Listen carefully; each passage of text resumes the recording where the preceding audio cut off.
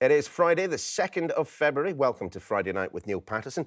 This the show where we take all of the news, the good bits and the bad, and dissect them for your entertainment. Tonight we'll be speaking to our panel here in the studio. Later on we'll be getting a culture fix with Scott Bryan, who'll be reviewing the latest TV releases. But first, the headlines this hour.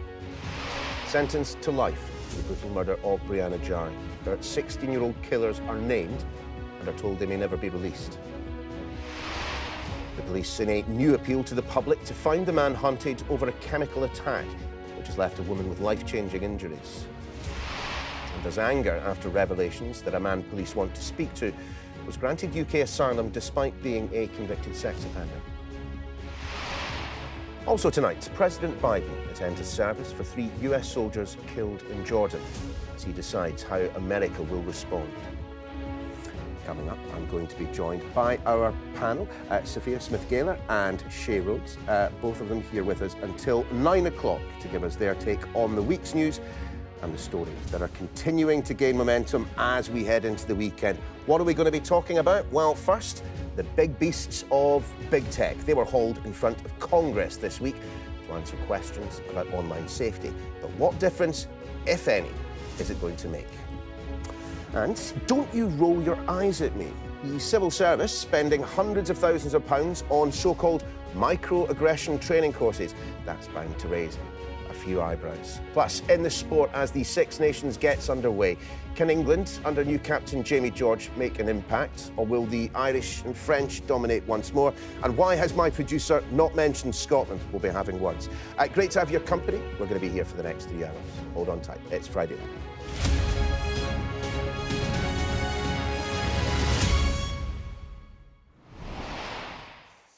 Evening all. The teenage killers of 16-year-old Brianna Ghey have been named and sentenced to decades in prison.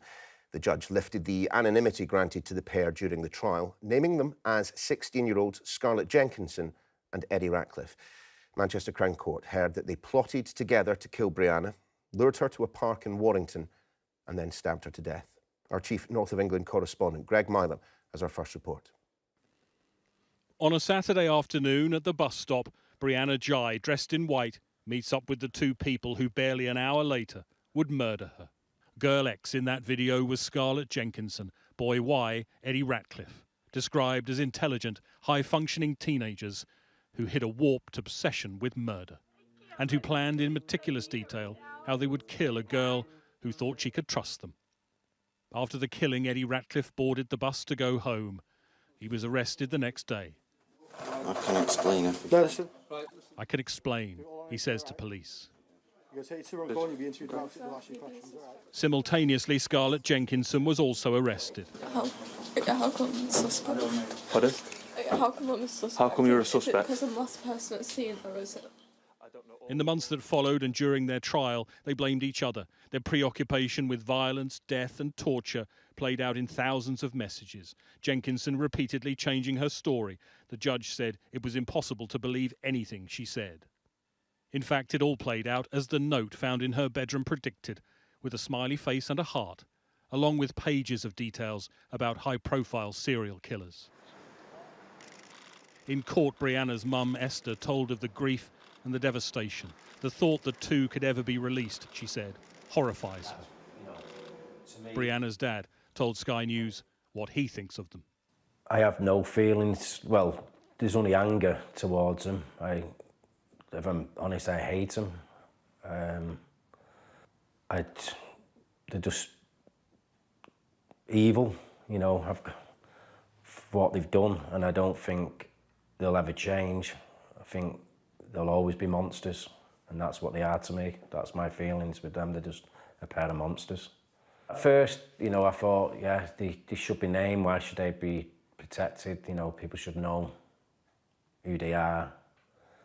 And now I think the name's always going to be connected, you know, tied with Brianna all the time. So I just think they shouldn't be named. I think they should just be forgot about, locked up, and not even spoke about again, because they're nothing.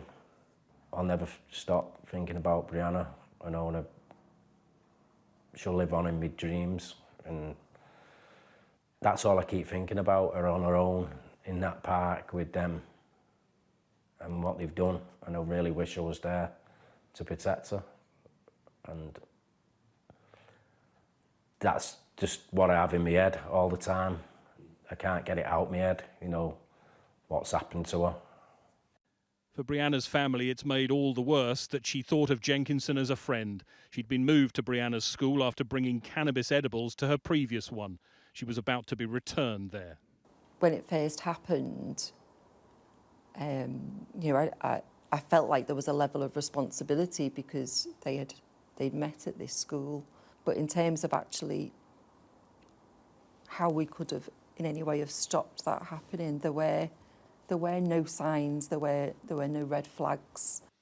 A review is now ongoing. The decision to lift reporting restrictions mean the killers' names and faces are known. The judge said a pair who had other targets as well may never be released.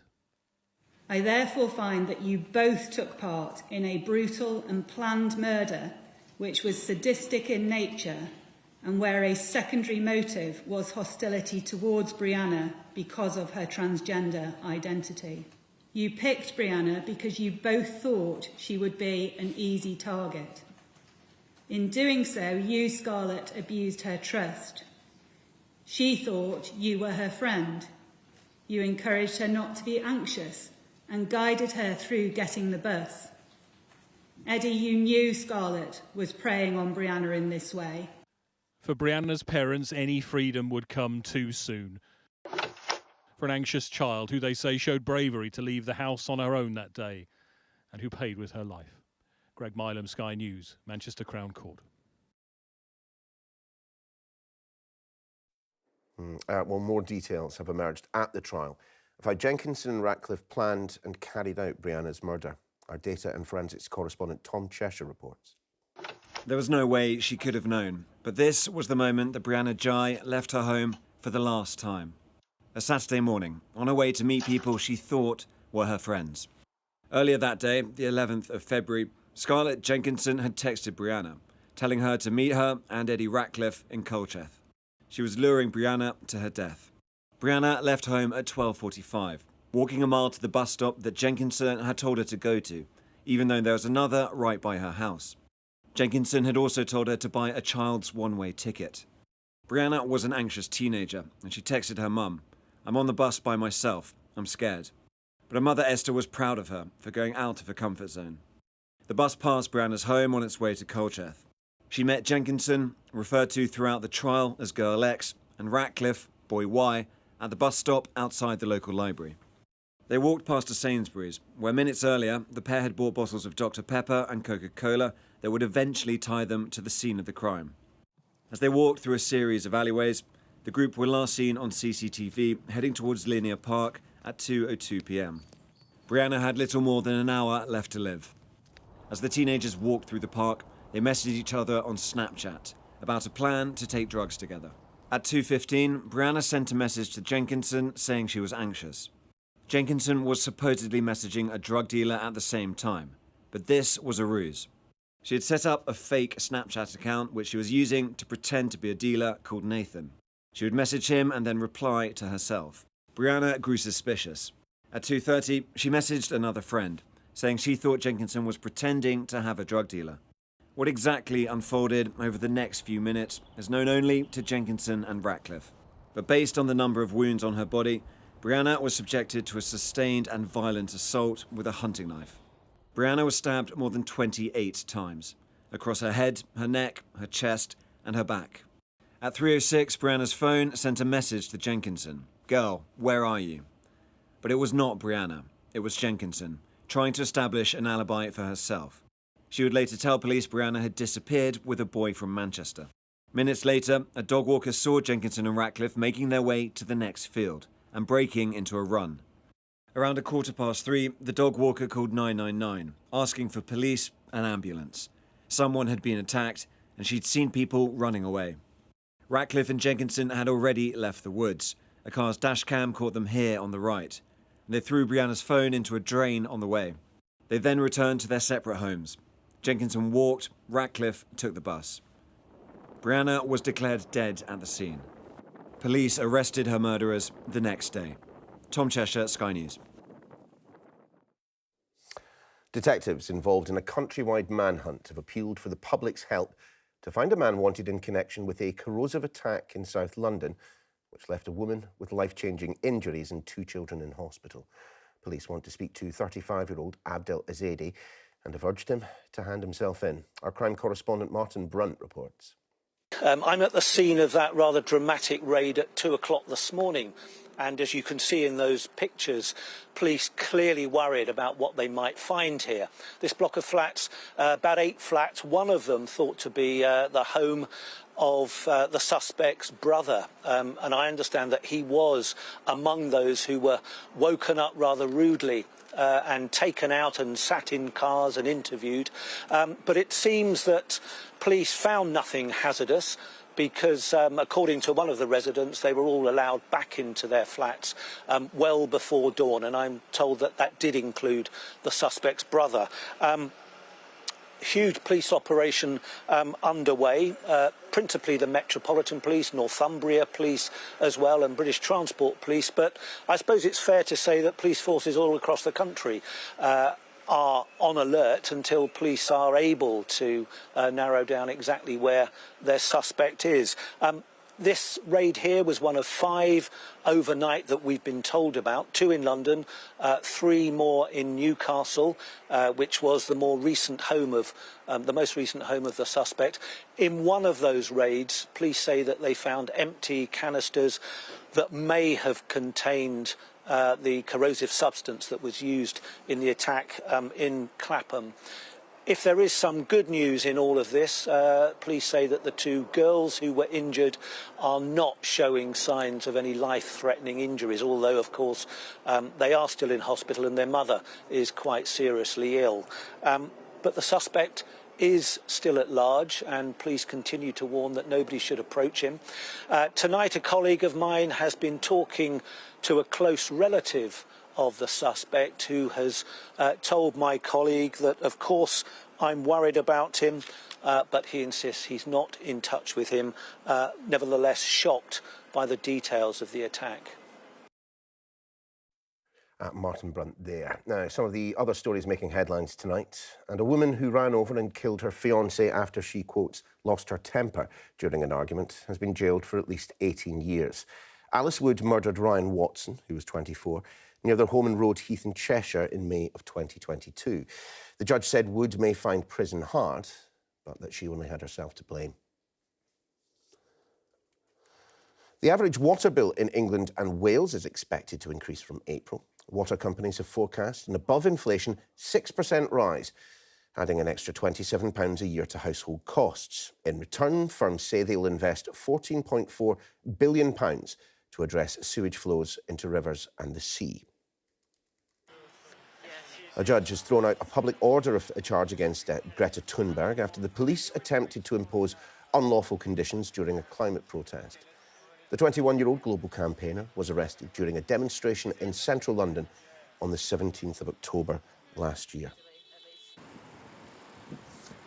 Sir Elton John and his husband David Furnish were among the mourners attending the funeral of the former political lobbyist Derek Draper. The husband of Kate Garraway, Mr Draper fell seriously ill during the early part of the COVID pandemic in March 2020 and spent 13 months in hospital. He died last month, aged 56, after suffering long-lasting symptoms from coronavirus. To the United States now, where President Biden has been meeting relatives of 3 US soldiers killed in a drone attack on a base in Jordan. The United States has blamed Iranian-backed militants for the deaths of the troops and has promised to respond despite Iranian denials of involvement.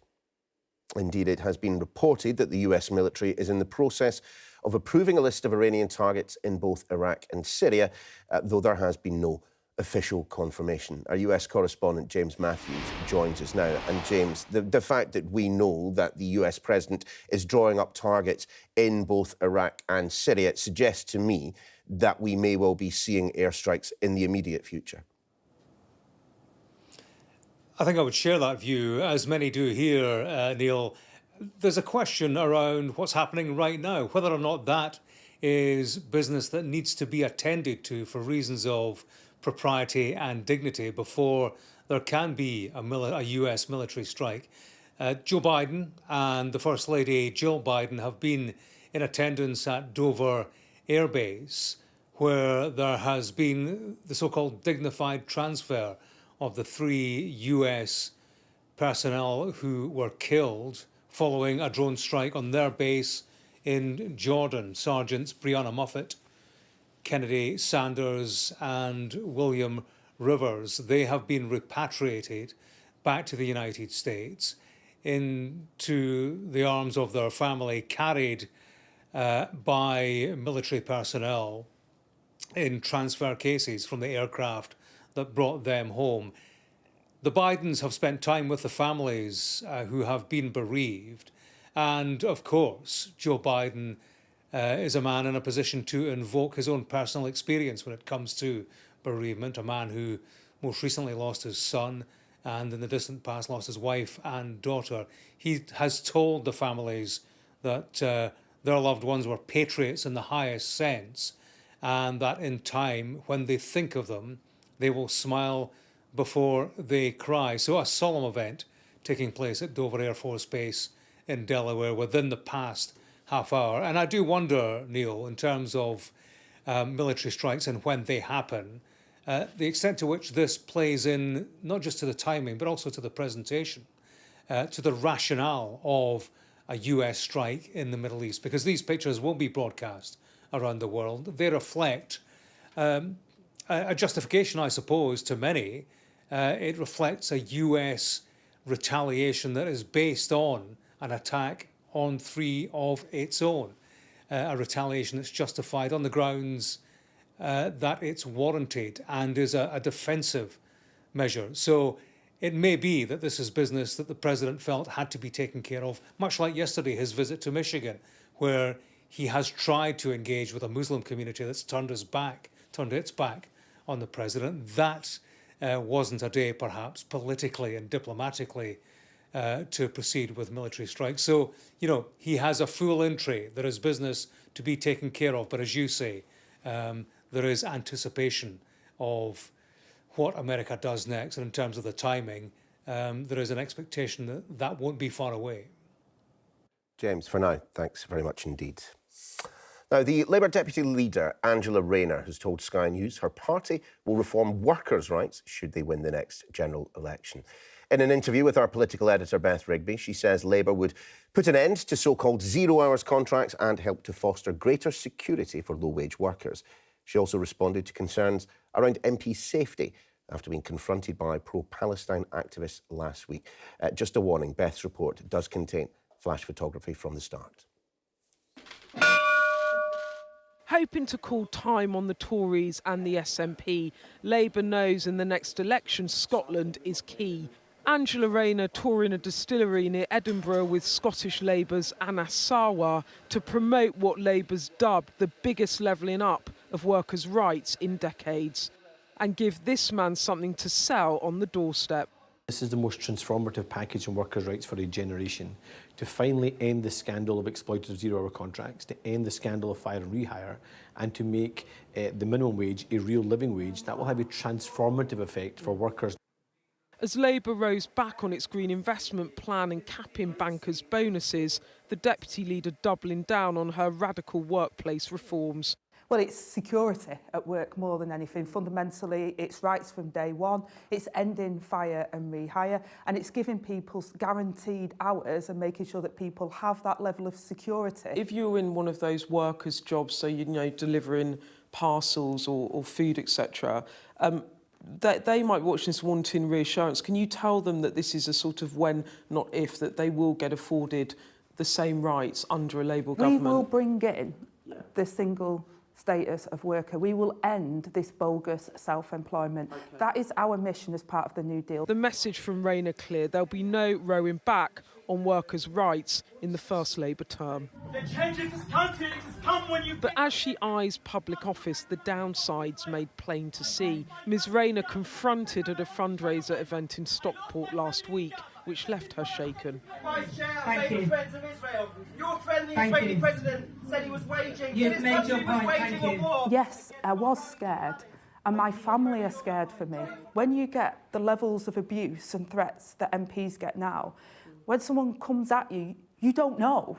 You honestly don't know. If someone's shouting and they come over at you, you don't know what's coming. I didn't know what's coming at me, and it did affect me, and it has affected me since that incident. Do you ever think about packing it in because of it or not, ever? I don't think about packing it in because I think that's our democracy. Catching up the SNP in Scotland and way ahead of the Tories down south, Labour has the taste of victory, but no celebrations yet. Beth Rigby, Sky News Scotland. And suddenly, for some reason, I'm very thirsty. Time to introduce our panel tonight with us for the next 2 hours. The investigative journalist and filmmaker Seyi Rhodes and the broadcaster and content creator Sophia Smith-Galer join us. Great to have you both here. But before we quickly go to the break, I've got to ask, I mean, do you have much sympathy for MPs who find themselves, I think, arguably, probably more in the spotlight than before? The amount of abuse that they're getting and so on. Sophia? We know that anyone in the public eye, but especially women, are sort of seen as fair game for abuse more than people who aren't in the public eye in research about harassment and abuse. So it doesn't surprise me at all. I wonder how much training you get as an MP before you become one in how to deal with these situations. As journalists, we have to go get training. Do they get training? No, I don't think so. Seyi, what do you think? Yeah, no, absolutely. I mean, with the kind of conspiracy theories that are out nowadays and the kind of focus on individuals' private lives, their pasts, their connections with different people. Some of the stories that you read are absolutely insane, but then will be forwarded by millions of people, and you can't help feeling like that puts people in a dangerous position. Yeah, you have a good point. Anyway, you guys pause there. I mean, coming up next, we're going to have plenty more with Sophia and Seyi, including a number of topics, starting with Mark Zuckerberg and the other big tech bosses. Well, they were all hauled in front of the US Congress this week over online safety. But will their appearance make a single bit of difference? Nicola Sturgeon appeared in front of the COVID inquiry this week, but did her evidence raise more questions than answers? That's a little later in the sport. The Six Nations getting underway tonight. We're going to have a full preview of the biggest rugby show on earth. All that after this.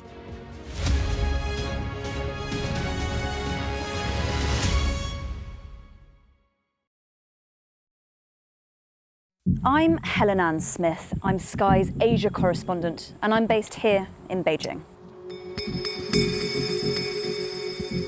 My most memorable story was covering the extreme zero COVID restrictions. A massive COVID wave is sweeping this city, but officially, almost no one has died. This is a 4-lane dual carriageway, completely shut off. Some things are being allowed in, but actually the only thing we... Modernised military, absolutely able to fight an international war if needed. Is this military ready? We are prepared to face every kind of challenge. My biggest challenge is adequately telling the stories of the Chinese people, even when the authorities would prefer me not to. Hey. By the rules, we are allowed to film in the streets. To the left. I will always remember the atmosphere at the Shanghai protests. It was an electric mix of excitement, fear, and defiance, and a sense that history was being made. It's hard to express just how incredibly unusual these scenes are in China. There are people who are afraid. On the streets of Xinjiang, there is still a tension. Heavy police, a sense they're always watching. It's really an incredible eeriness to this place, and it just is completely abandoned. The Chinese housing market, for so long a driver of growth, is now a real liability. We take you to the heart of the stories that shape our world. It's actually hard to describe the cold here. It's so intense. It literally takes your breath away. I can't tell if I'm moving it or it's moving me, but it's a very strange feeling. The world is watching what's happening here.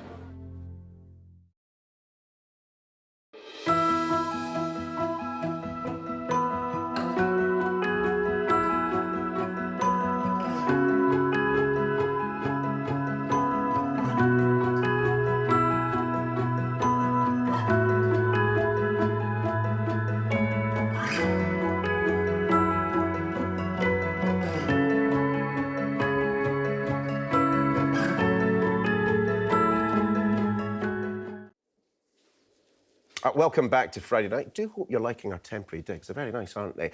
Let's reintroduce our panel for this evening. The journalist and filmmaker, Seyi Rhodes, and the broadcaster and content creator, Sophia Smith-Galer. Great to have both of you with us. Our first story we're talking about this week, well, it is those tech bosses from Facebook, TikTok, amongst many others, grilled by senators in Washington. It is a wonderful thing to see, so let's have a look.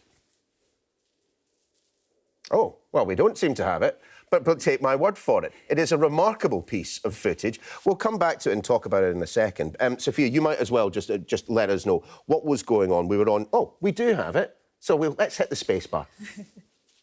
Bosses of the world's biggest social media firms are appearing before the US Senate as they vow to toughen safety measures for younger users. CEOs of Snapchat, X and Discord had to be subpoenaed to force them to face Congress. I was sexually exploited on X.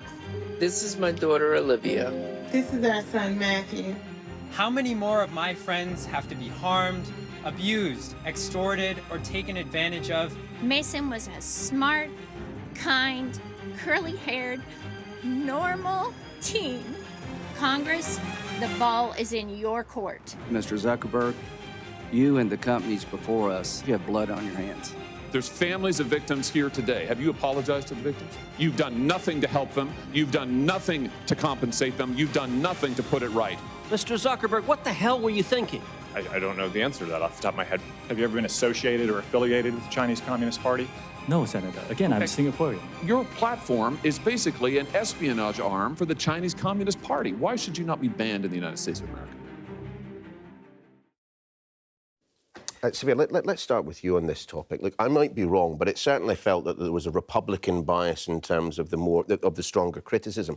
But at the same time, has the United States perhaps arrived at this point a little bit earlier than us, that there has been sexual exploitation of children taking place on social media websites, and at times it is felt that they have prioritised profit over the protection of children? I wouldn't say they're necessarily coming to it sooner than we are. What I would say is, how long have we been banging on about the online safety bill in our own country? And the reason that they were in Congress in the first place this week was talking about the Kids Online Safety Act, which is similar, has very much a focus, as you described, on child sexual exploitation. Are all platforms... Do they all need to be held accountable on this issue? 100%. You saw there how many. I mean, that was just a couple of families who are victims. I can't even fathom or count how many there must be out there in the world. The issue is regulating social media companies. It's 2024. We're still nowhere near really anything other than holding their feet to the fire like that in Congress, having them so publicly being challenged.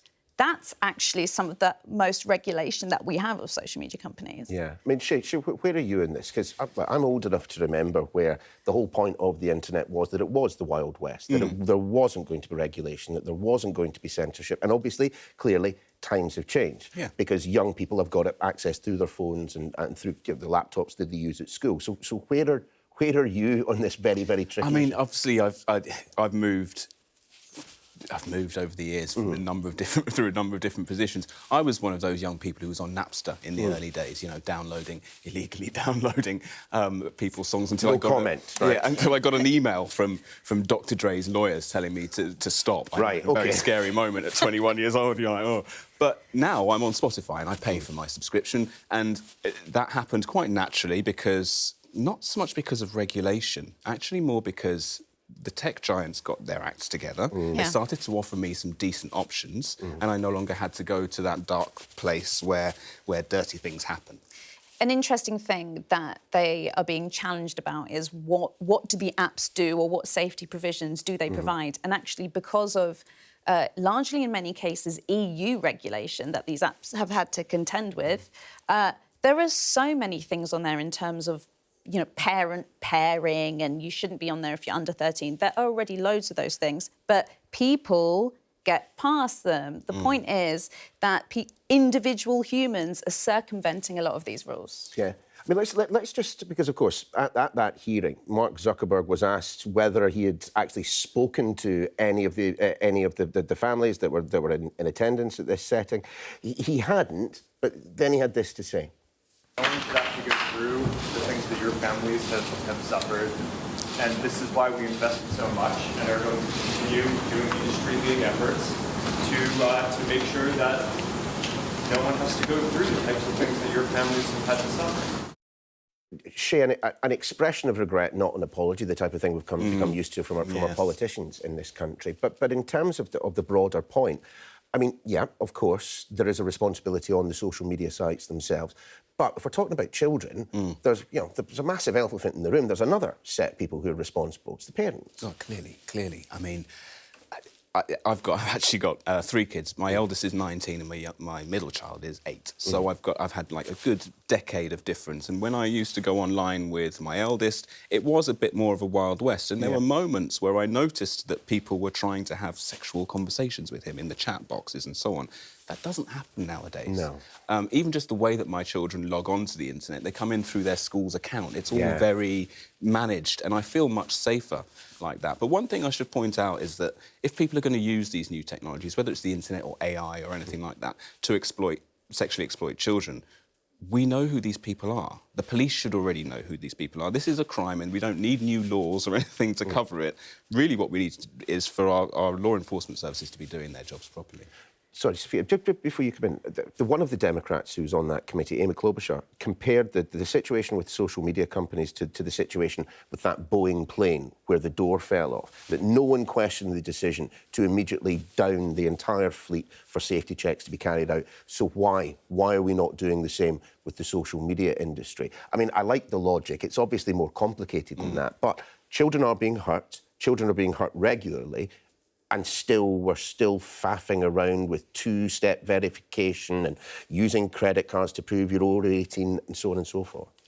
I've done enough investigations on social media platforms to know that despite everything that they say, despite the very best will of the people running these platforms who are writing moderation policies that when you read them make a lot of sense, the content guidelines sound legit, things get through all the time, and that's because the moderation required for all of this content, we're talking billions of users, the moderation required is being heavily automated.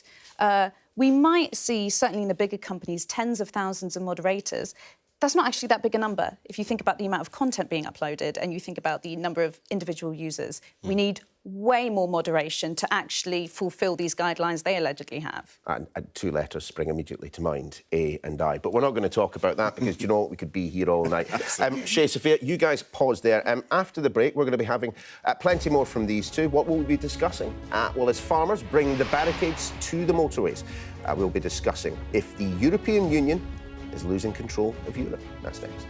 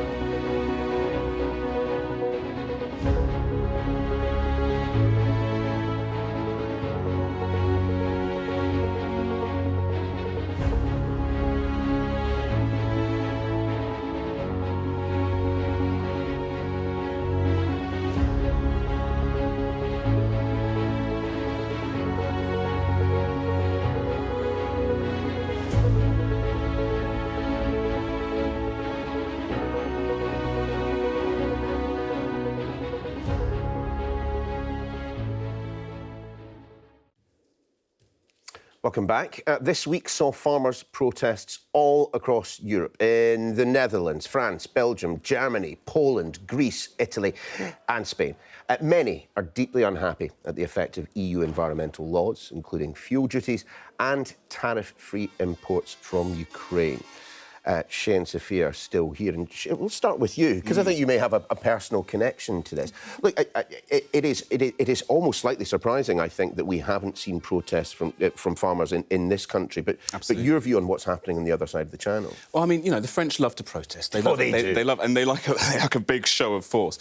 But in this instance, I think the farmers, well, we can see they've got a point because they're being joined by their German, Polish, Dutch, Italian colleagues. And when everyone in Europe agrees on one thing, you know something's up. Yeah. Farmers have been really getting a hammering. And I spoke to a friend of mine who's a grain farmer here in just outside London, actually, in the Essex borders. And he says that it's even worse for farmers in this country because they don't have as big a markets to trade with as EU farmers do. So, you know, and also their subsidies are going to be tailing off over the next 3 years. Of course, yes, from leaving the European Union. That money's all going to start going away. He already, as a grain farmer, is holding on to grain from 2023 because he cannot afford to sell it at the prices being offered. He's got until sort of November next year, really, before it goes off or before the next harvest comes in. So what is his plan? Just literally to sit on it until... Sit on it until the price goes up, and then, you know, once the next harvest comes in and you need to find somewhere to... You have to sell it for what it's worth at that point, and you have to kind of constantly, until then, make an assessment of, is this the best price I'm ever going to get, or do I hold on and wait? That would put people out of business, and his perspective is that he really admires the strength of the Europeans all coming together and doing this at the same time, because he feels very alone, and he knows many other British farmers feel the same. I mean, Sophia, as we've said, we're seeing it all across Europe: Netherlands, Poland, Greece, Italy, Spain, Belgium, France. There are plenty of farmers who are upset. But, you know, to kind of broaden this out slightly, I mean, of course, we're at a time where there is an awful lot of concern about what is happening in terms of geopolitics. If ever there was a point at which we would wish to guarantee our food security, we've talked an awful lot about energy security, but food security, surely this would be it. Yeah, and those who are working in agriculture, they're in this position where they're on the front lines of the climate crisis. They are the ones who are witnessing it firsthand, often, you know, drastically affecting their product. On the other hand, they also are contributing to greenhouse gases perhaps more than other industries. So that's why they're facing the brunt of certain climate policies. But they're the first people that you have to work with and on board in terms of dealing with the climate crisis. And the minute you... they're beginning to perhaps vilify some of these policies because they haven't included them. It's not financially beneficial enough to work alongside it. It's not good in terms of how we're going to start seeing climate policy in general be discussed in Europe. I mean, but the idea that this is the point at which the European Union is losing control of Europe, I just wonder, Shay, whether that might be slightly over the top. At the same time, however, you know, look, it took an awful lot of work for the European Union. I know this is taking us away from the farmers, but it took an awful lot of work for the European Union to get Viktor Orban on side so that they could sort out the aid package to Ukraine. There are definitely cracks showing in the EU. There are cracks showing, but I think it's telling that they did get Viktor Orban on board and they got their aid package away. When it comes to farmers, there is no more sensitive subject. You've already talked about food security. We've got to talk about the indigenous culture of each of these countries. It's based on their rural populations. It's based on the foods they produce and the types of animals they grow and so on. And so this is an incredibly sensitive subject in every country, and I'm absolutely certain that the EU will get this sorted, because if they don't, they'll all be voted out. Another big week in terms of COVID inquiry. Nicola Sturgeon appeared to be the calm and collected leader during the pandemic, who never seemed to appear overwhelmed or in a bit of a tizzy. But this week, the COVID inquiry in Scotland saw the former First Minister appear visibly tearful and perhaps even vulnerable as she was questioned by lawyers over her response to the pandemic. Let's take a quick look. I was the First Minister when the pandemic struck. There's a large part of me wishes that I hadn't been, but I was, and I wanted to be the best First Minister I could be during that period. It's for others to judge the extent to which I succeeded. The idea that in those horrendous days, weeks, I was thinking of a political opportunity, I find, well, it wasn't true. Sophia, I mean, I suppose I'm twixt two houses on this one. On the one hand, I think politicians showing their more human side can only be a positive thing, particularly given what we were talking about earlier with, you know, politicians being criticised and being threatened as well. On the other, I'm sorry, but the deletion of her WhatsApp messages is one that is going to stick in my craw for an awful long time. Where are you?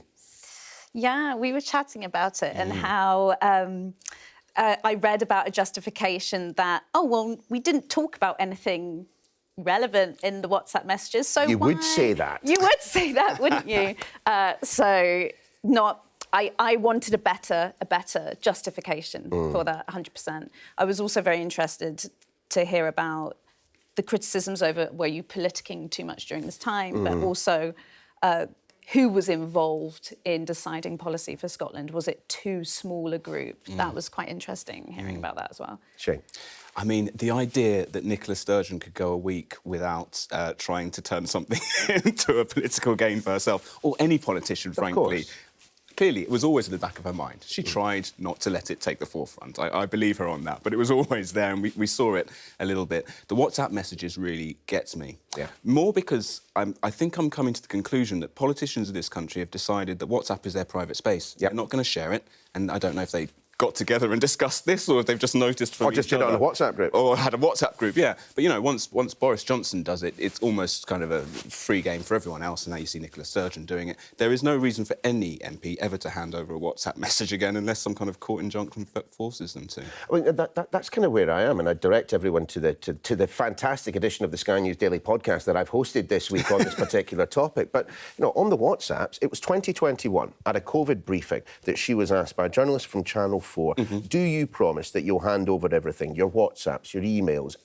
from your personal address, if they are relevant to this? She said yes, knowing at that point that she'd already deleted a ton of them. And she has had years to correct the record. Unfortunately, it's only happened when she's gotten to the COVID inquiry. I mean, that said, however, you look at the levels of trust in Nicola Sturgeon during the COVID pandemic and compare and contrast with the levels of trust in Boris Johnson.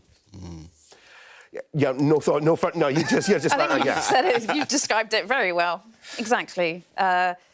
When compared next to him, a lot of politicians automatically look that bit better. Yeah, I think you have a point. But are we actually getting to the bottom of what we need to, Shay, in these inquiries? Now, don't get me wrong. I'm a member of the media, and, you know, perhaps we're as guilty of it as anyone else. But we have been focusing on some of the tittle-tattle. We have been focusing on the kind of the infighting in Number 10 and the backbiting, rather than the big, broad brushstroke policy decisions that actually we'll need to rely on next time this happens, because there will be a next time. Very much so, and I think, you know, Sophia touched on that point of how big was the group of people who were making decisions around Nicola Sturgeon. Was it literally just her and a couple of others in a Zoom call? Because the next time something like this happens, and it will happen again, we need a much more robust procedure rather than leaving politicians, you know, locked in their homes with just their laptop trying to figure out how to make it all better. And not including the finance secretary.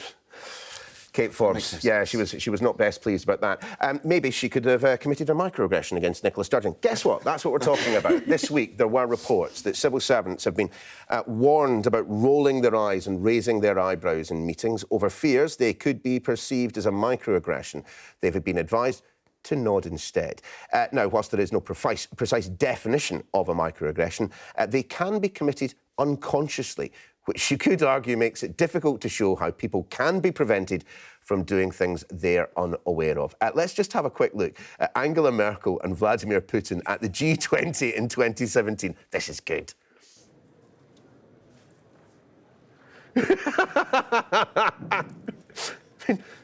One more time. I'm not even trying to conceal it. Look, this is.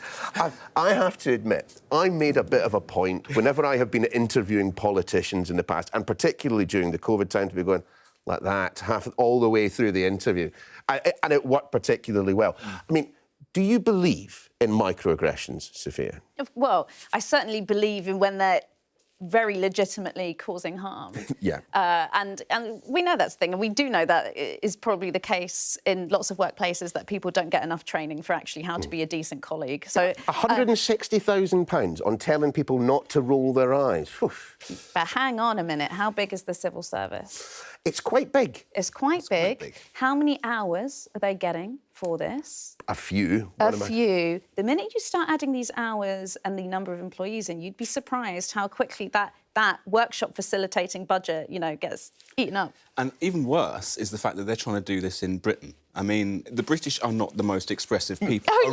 A roll of the eyebrow, really, is as much as you're going to get out of them. I mean, in Italy, they'd be waving their hand in your face if they disagree. Whereas if you're lucky if you get a roll of the eyebrows in Britain, at least you know where he's coming from. I was going to say, if you go north of Gretna Green, you find people slightly more animated, I have to say. True. There's none of this quite English stoicism, but I get it. But isn't this just of a piece with everything that we are all much more aware nowadays of the way in which we are supposed to interact with colleagues, friends, family, and so on. I just sometimes feel I'm a little bit trapped in the 20th century in the sense that I'm not sure I can control what this does at the best of times, let alone when I'm sitting on telly. Yourselves? I mean, can you control it? Can you hold it in? Have you been concealing your microaggressions from me this evening so far, Sophie? I have been told by lots of people in my life I've got a cartoon face, and I know that I begin reacting visibly before I have a chance to actually vocalise what it is. I think it's actually a requisite skill for a journalist. I use it in the same way that you do all the time. When I think someone's talking nonsense, I let my face show them that. Because actually you get a better response out of them if they know that they're not coming across very well. That's not microaggression, that's honesty. I guess that's right. There you go. Good way to put it. Sophia, Shay, thank you so much. We will see you again in the 8 o'clock hour when we will, of course, be continuing to discuss the week's news. But coming up in the sport, big blow for boxing fans. Try saying that on a Friday night. Tyson Fury's blockbuster heavyweight fight is postponed. Find out why in a minute. Plus, the Six Nations getting underway tonight. We'll have a full preview of the biggest rugby show on earth.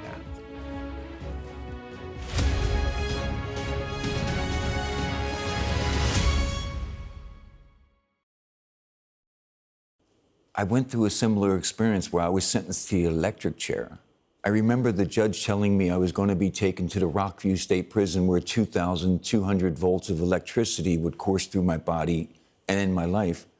And then they changed it and made it lethal injection. So I wasn't ever sentenced to be stabbed with a needle, but they changed it. And that's what they're doing here. So what's bothering me, is troubling me, is they tried to execute this man for hours with needles. Imagine laying on a gurney and they're poking you in your groin, in your neck, all over your body, trying to get a vein to murder you, and you succeed in surviving that, only to be an experiment like a guinea pig. So this is horrifying that the state of Oklahoma and the state of Mississippi are going to start doing this, because successfully, opponents of the death penalty stopped them from getting the drugs. I'm so grateful that I went to death row, because all my childhood friends died of drug overdoses or violence or suicide, and I was spared the AIDS epidemic, and I started to learn self-respect and self-love.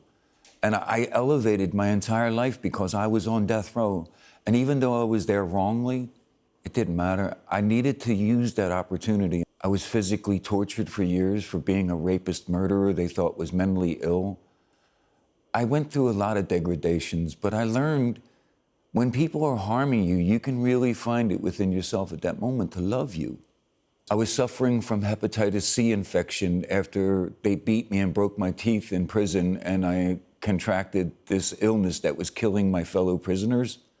So after listening to them die in horrifying fashion with the nurses taunting them, I asked that my appeals be dismissed and my lawyers be dismissed so that I could be executed.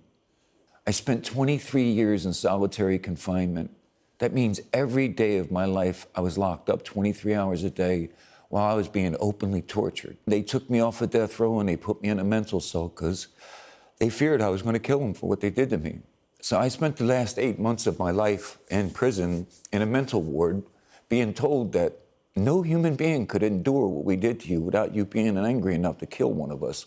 So we're not going to trust you until we open the door.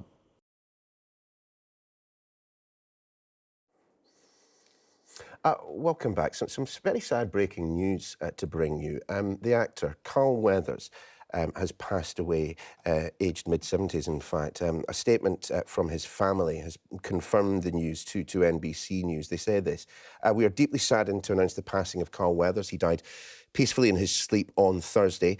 Carl was an exceptional human being who lived an extraordinary life. Through his contributions to film, television, the art and sports, he has left an indelible mark and is recognised worldwide and across generations. He was a beloved brother, father, grandfather, partner and friend." As someone who has watched him in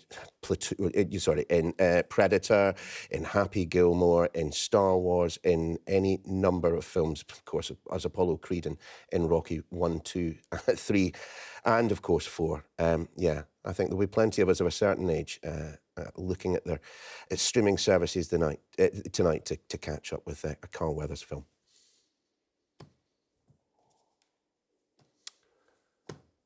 But let's turn our attention to the sport now. And the 2024 Men's Six Nations Championship kicks off in Paris in just a few minutes with a match that will go some way towards deciding this year's title. France are playing reigning champions Ireland in a repeat of last season's Grand Slam decider.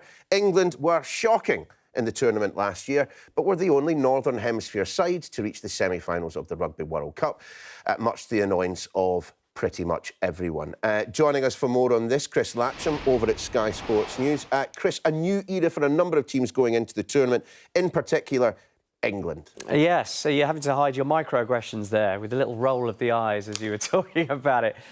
Yeah, it's a new era for at least 5 of the nations who've all got new captains going into this one. So Wales have David Jenkins leading the team after the great Alan Wynne-Jones walked away from the sport. Scotland have dual captains in Finn Russell, Rory Darge leading the way. Ireland, Peter O'Mahony has taken over from Johnny Sexton, and Gregory Aldrit leads the French, with Antoine Dupont focusing his attentions on a different version of rugby this year, and I'll get into all of that. As for England, Jamie George is captaining the team with Owen Farrell unavailable. He's stood himself down, and actually in the time that he's decided to stand himself down, has only gone on and signed for a French team, which means we won't see him in the England team for a good number of years. And you mentioned already that we're starting off with a real bang. France against Ireland could be a contender for the match of the championship. You've only got to look at the last couple of years. Last year, Ireland did the Grand Slam. This year, a couple of years ago, I should say, France did the Grand Slam. And this year, we're starting off the tournament with those two going head-to-head. Andy Farrell, the man you can see in the centre of your screen, has a new captain because Johnny Sexton has walked away. So Peter O'Mahony will lead the team, both of them off the back of really disappointing World Cups, going out in the quarter-finals in narrow matches, but both of them will want to lay a statement heading into the cycle to start a new World Cup. This Sky News Sports Bulletin is brought to you by Vitality. Getting more people more active. Live life with Vitality.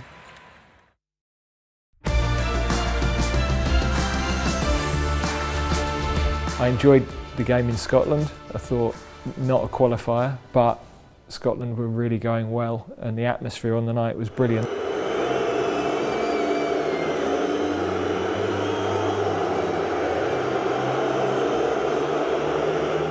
Extra to it for a challenge for the players? No, it did. I mean, we knew what it would be, and yeah, I think those nights are a great experience for our players to go through. I mean, you've been in post for a good while now. What do you think you've learned in the last 12 months? Anything new? Or is it just more of a progression of learning about the squad and individual players? Yeah, I mean, I think that you learn all the time when you're in football. There's new developments within the game. Definitely the new caps going in, that's always nice to see. So we've found a balance of winning the games we needed to. Probably more experimentation towards the end of the year. And two wins against a big nation, which we said after the World Cup was one of the areas we wanted to get more consistent at. I think if you look across the top 8 teams in the world, the head-to-head games are often draws. You know, France have been the country that have really nailed those games. 5-6 years ago, they were the games that we weren't getting over the line in. Then we started to win a few. We beat Belgium at Wembley. We We had a couple of wins against Germany, obviously Croatia we beat a couple of times, and now Italy twice. So, you know, I haven't seen the form table of those head-to-heads, but in the last few years we would have definitely be higher up that list, and that's important because in the end, in a tournament, they're the games that make the difference. I want to ask you specifically about Harry Maguire, because in all my career, I'm not sure I've seen a player have to deal with some of the stuff that he's had to deal with in the last couple of seasons.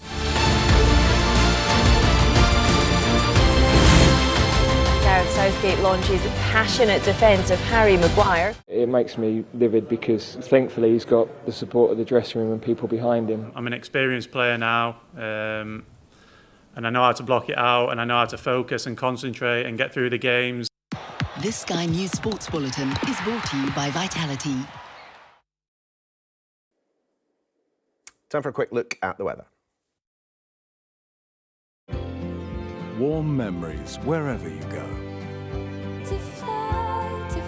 The weather, sponsored by Qatar Airways. The next few days will be rather dull with outbreaks of rain, but some brightness in the windy north. Most places looking dry this evening, but low cloud will bring fog and drizzly rain to western coast. Lots of rain, basically. The weather, sponsored by Qatar Airways.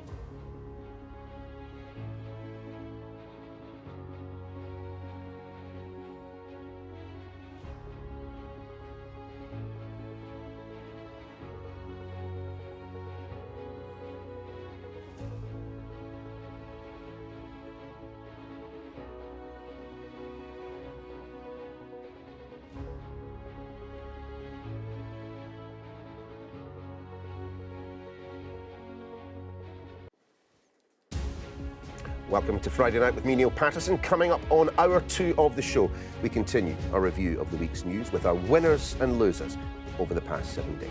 But first, the headlines this hour. Sentenced to life for the brutal murder of Brianna Ghey. Her 16-year-old killers are named and are told they may never be released. Police in a new appeal to the public to find the man hunted over a chemical attack which has left a woman with life-changing injuries. There's anger after revelations a man police want to speak to was granted UK asylum despite being a convicted sex offender. Also tonight, President Biden attends a service for 3 US soldiers killed in Jordan as he decides how America will respond. Our news reviewers, Seyi Rhodes and Sophia Smith-Galer, well, they're both still with us and they will be helping us with our regular feature, Good Week, Bad Week, including why it's good to talk. A simple question on social media from Sesame Street favourite Elmo led to an outpouring of online angst, but at least the President of the United States came to the Muppets' aid. And no, I don't mean Donald Trump. Also this I'm going to be speaking to the wife of Ian McKellar. Now, he's a grandfather from Scotland, detained in Dubai for complaining about the noise of a neighbour's house party whilst visiting his family at New Year. What is being done about getting him home? Plus in sport, when a loan move between Chelsea and Fulham for this guy, Armando Broja, is the highlight of transfer deadline day, you know you're in a bit of trouble. So why have Premier League clubs spent nearly £750 million less than they did last year? Great to have your company. We're here until 10 o'clock. Hold on tight. It's Friday night.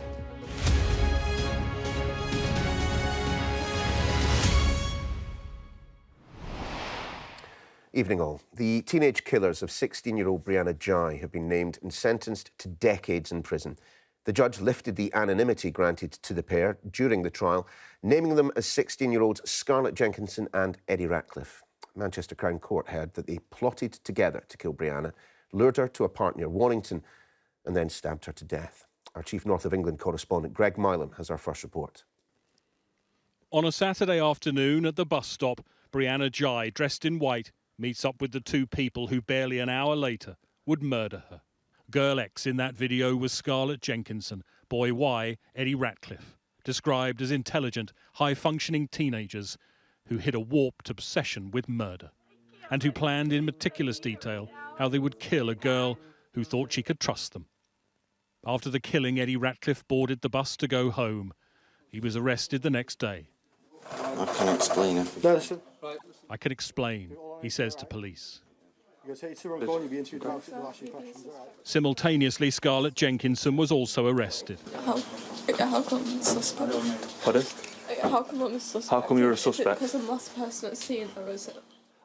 In the months that followed and during their trial, they blamed each other. Their preoccupation with violence, death and torture played out in thousands of messages. Jenkinson repeatedly changing her story.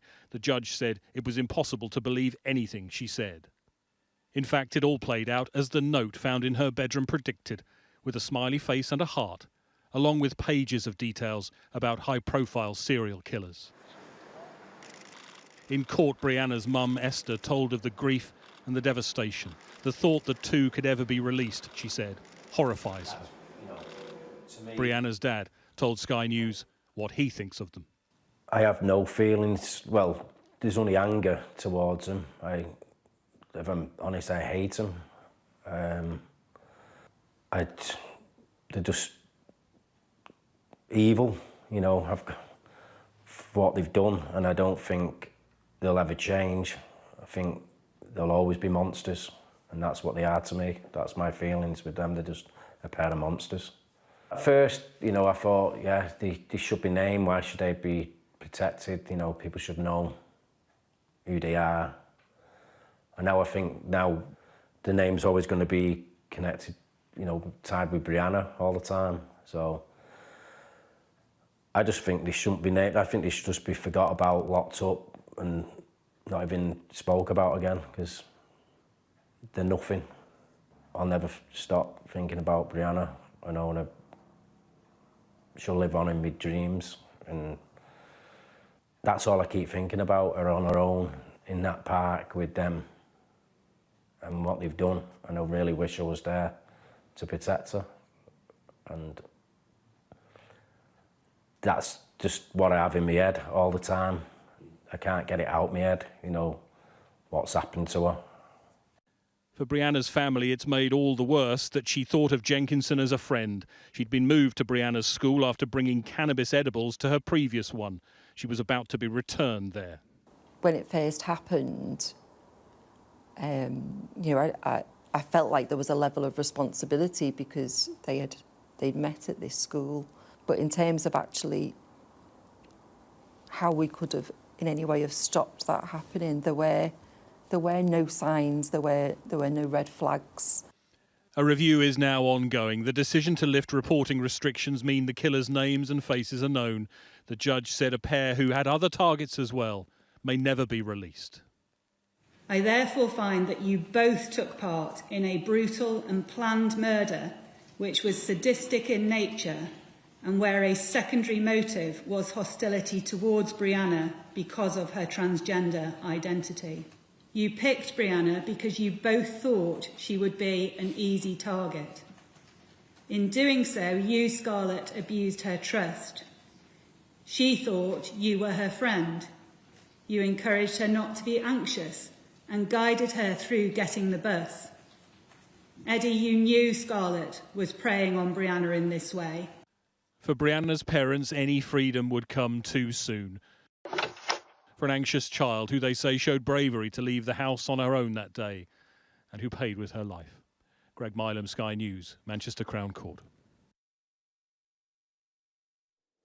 Detectives involved in a countrywide manhunt have appealed for the public's help to find a man wanted in connection with a corrosive attack in South London, which left a woman with life-changing injuries and 2 children in hospital. Police want to speak to 35-year-old Abdul Azedi and have urged him to hand himself in. Our crime correspondent Martin Brunt reports. Police preparing for a raid, heavily protected against what they might find in their hunt for the corrosive attacker. Their target, a block of flats, the home of their suspect's brother. Residents were woken in their beds. What I need you to do is come out of the address slowly, okay, on my instructions. We are police officers with a warrant to search the address, okay? Okay. Put your hands on your head, okay, and walk slowly towards me, okay? Okay. Have you seen anyone with an injured eye still? Still on the run, suspect Abdul Azedi was injured in the attack on a woman and her 2 daughters in Clapham on Wednesday night. Police appealed directly to the wanted man. Abdul, you clearly have got some very significant injuries. We've seen the images. You need some medical help. So do the right thing and hand yourself in. Azedi left his home in Newcastle early on Wednesday and drove south to London. Before dawn, he was in Tooting. Much later, he was in Croydon. By 7 p.m, Streatham. 25 minutes later, the attack took place at Lesser Avenue in Clapham. Soon after, Azedi got on a tube at Clapham South Station. He was at King's Cross by 8 p.m. Just before 9 p.m, Azedi was caught on camera at Tesco on the Caledonian Road. The last image shows him entering King's Cross tube station, where he boarded a Victoria Line train heading south. The attack with a corrosive substance was caught on a security camera. The woman victim is in hospital, sedated with expected life-changing injuries. Her 2 daughters weren't so badly hurt. The attack has refocused concern over the issue of male violence against women and girls. We know that he was convicted of a sexual offence before, and I think to myself, how seriously was that taken? We know, for example, that you are more likely to, because of the types of sentencing we have, receive a higher sentence for attacking a statue than you would a woman. That is the type of law that we have in this country. The raid on the suspect's brother's home was one of several in a wide police operation. Before dawn, residents were allowed back into their flats here. It's not thought police found anything hazardous. But they did say later that they had recovered important evidence in a total of 5 raids, 2 in London and 3 in Newcastle.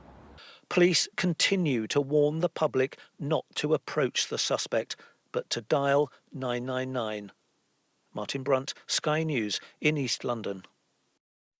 Well, the case does raise serious concerns about why Abdul Azedi was allowed to stay in the UK, despite being a convicted sex offender. Calls are growing for the Home Secretary to review just how he could have been granted asylum whilst on the sex offenders register, as Sky's Becky Johnson reports.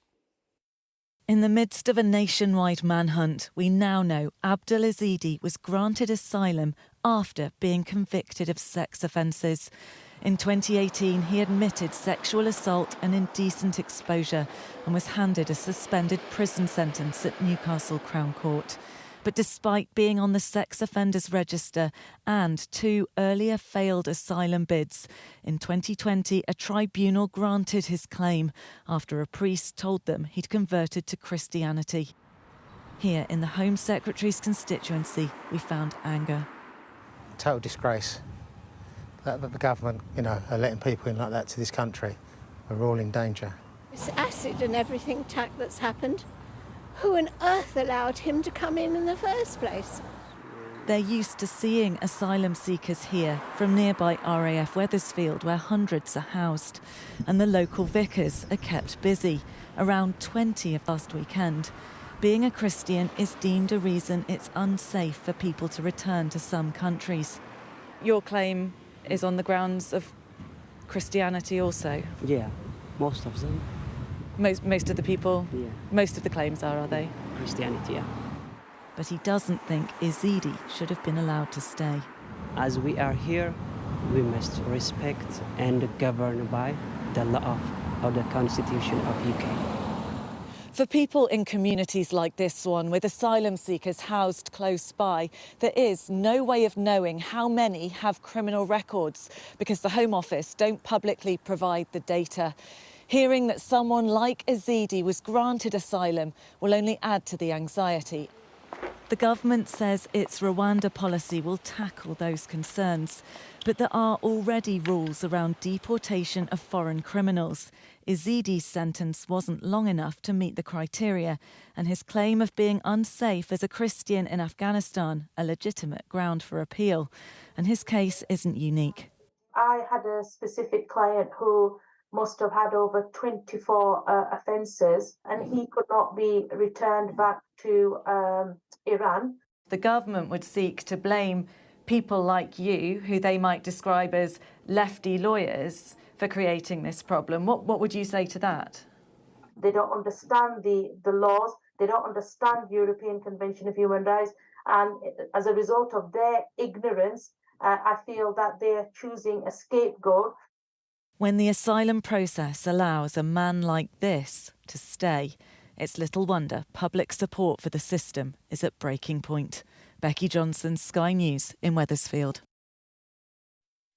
Well, let's head to the United States, where President Biden has been meeting relatives of the 3 US soldiers killed in a drone attack on a base in Jordan. The United States has blamed Iranian-backed militants for the deaths of the troops and has promised to respond, despite those Iranian denials of involvement. Indeed, it's reported that the US military is in the process of approving a list of Iranian targets in both Iraq and Syria, though thus far we have had no official confirmation. Let's check in on that with our US correspondent, James Matthews. And James, given that we have yet to have that official confirmation, I suspect the Iranian militants are much like me, waiting for the inevitable. Yes, I think we all are, given the build-up, frankly, Neil. We've been told for several days about plans. Joe Biden says that, yes, they have decided on a military response. We had Lloyd Austin, the US Defense Secretary, yesterday talking about a multi-tiered retaliation that could last for longer than a day. Other US officials are talking about something that could last longer than a week. So there has been much talk. We await the action. But I suppose it's worth making the point, Neil, that there are good reasons for a delay, if indeed there is a delay. I mean, the military imperative first and foremost. It will be something of a fixed plan, but it will also have to be a fluid plan in terms of where they target and the suitability of those particular sites at any given time. They'll be looking at the potential for collateral damage. That can change with civilian traffic 1 hour, no civilian traffic the next. So all these considerations will be under the microscope as we await America's military response. What may play in to the planning is what we saw within the past couple of hours at the Dover Air Base in Delaware. It was the so-called dignified transfer of the 3 US service members who lost their lives in Jordan following an attack by a drone laden with explosives. And you can see there Joe Biden was in attendance with the First Lady, Dr. Jill Biden, as the 3 transfer cases were brought home to the United States and to the families of those three sergeants, Breonna Moffat, Kennedy Sanders and William Rivers. Joe Biden spent some time with their families prior to this solemn event, and he told them that their youngsters, their family members who passed, were patriots in the highest sense. In his words, their ultimate sacrifice will never be forgotten by our nation. I suppose, Neil, that this forms or plays into the politics of conflict. You know, pictures of American military personnel killed in foreign fields, that presents part of the Americans' case, part of its justification for retaliatory strike. It adds a justification, demonstrates that this is on the back of an attack on representatives of the United States. And these are pictures that will be broadcast around the world. So to that end, there is a value, a military value, I suppose. In terms of the considerations around timing, it may be that the Americans wanted to get this event behind them, thinking that that was perhaps the proper course of action, get that behind them and then take their next military steps, given that had they launched their military strike before that, all the news would have been focused on that, and the time and space that families need to grieve would have been intruded upon. James, thank you. Northern Ireland is getting its first Sinn Féin leader ever. And so, as power sharing returns to Northern Ireland and Stormont sits for the first time in 2 years, Sky News has been examining the impact of Michelle O'Neill becoming the first ever nationalist First Minister in Stormont's history. Our senior Ireland correspondent David Blevins reports. She is the pride of Clonoe, a remote village in County Tyrone, far from the corridors of power at Stormont. At Primate Dixon Primary School, they never doubted that former pupil Michelle O'Neill would write a new chapter in politics. Everyone in the school is just incredibly proud that the day is coming at last when we're seeing history in the making, that Michelle O'Neill will be taking up the role of first nationalist First Minister of the North. In this small community, they speak highly of her. She certainly would have put Clonoe on the map, that's for certain. And friends say she's never forgotten her humble roots here. She just lives literally, I suppose, from me about 200 yards. So she's a neighbour. And who is the Michelle O'Neill you know? The Michelle O'Neill I know, and most people around here would basically know as what you would describe as the girl next door. The old guard has gone. Michelle O'Neill, part of the Sinn Féin rebrand, but her background is staunchly Irish Republican. Her father, a Sinn Féin councillor, her uncle, an IRA member, shot dead by the SAS. Ursula Donnelly, whose brother was also shot dead, has been her neighbour for 4 decades. Clonoe has went through a hell of a lot through the years, and my own brother was murdered in 1983 by the SAS in Clonoe. And I hope we get the justice now that we have somebody here representing us. And Michelle will fight for everybody, no matter what your religion, your creed or whatever. Michelle O'Neill won't have more power than she had when she was Deputy First Minister. The two most senior offices are codependent. But here in her native Tyrone, they know it's hugely symbolic for a woman who seeks Irish unity to hold the title First Minister. She was the first Irish Republican to attend the coronation of a British monarch, and on Tyrone's ancient Hill of the O'Neill shared her hope for the future. I grew up in a society where my community were discriminated against. I grew up in a society where war came to my community. So I think we have to understand each other's perspective, that we all come from a different lived experience, but let's respect that, let's respect each other, and let's find ways to ensure that we build a better society. She has spoken candidly about becoming a mother at the age of 16 and how that shaped her life. Her elevation truly marks the culmination of the Irish Republican journey from guns to government. David Blevins, Sky News, in Clonoe, County Tyrone. Our news reviewers are still with us, the investigative journalist and filmmaker Seyi Rhodes and the broadcaster and content creator Sophia Smith-Galer. Before we head into the break, I mean, it strikes me that this is a moment of huge significance for Northern Ireland. First and foremost, because Stormont is back up and running after the 2-year hiatus.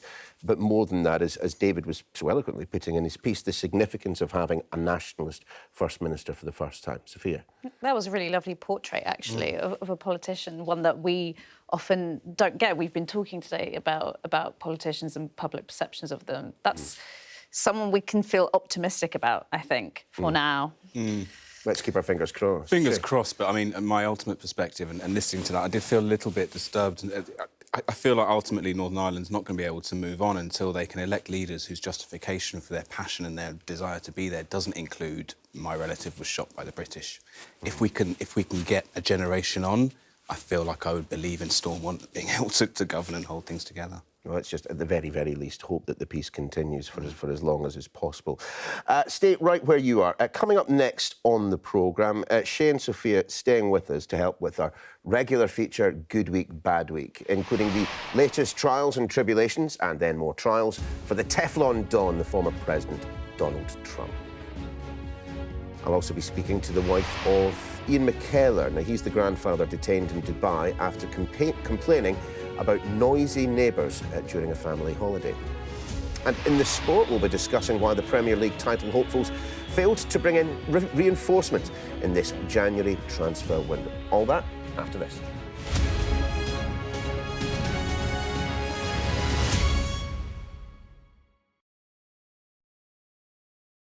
I'm Helen Ann Smith. I'm Sky's Asia correspondent, and I'm based here in Beijing. My most memorable story was covering the extreme zero COVID restrictions. A massive COVID wave is sweeping this city, but officially, almost no one has died. This is a 4-lane dual carriageway, completely shut off. Some things are being allowed in, but actually the only thing we've seen coming out is an ambulance. The message from China is clear. This is a modernised military, absolutely able to fight an international war if needed. Is this military ready? We are prepared to face every kind of challenge. My biggest challenge is adequately telling the stories of the Chinese people, even when the authorities would prefer me not to. Hey.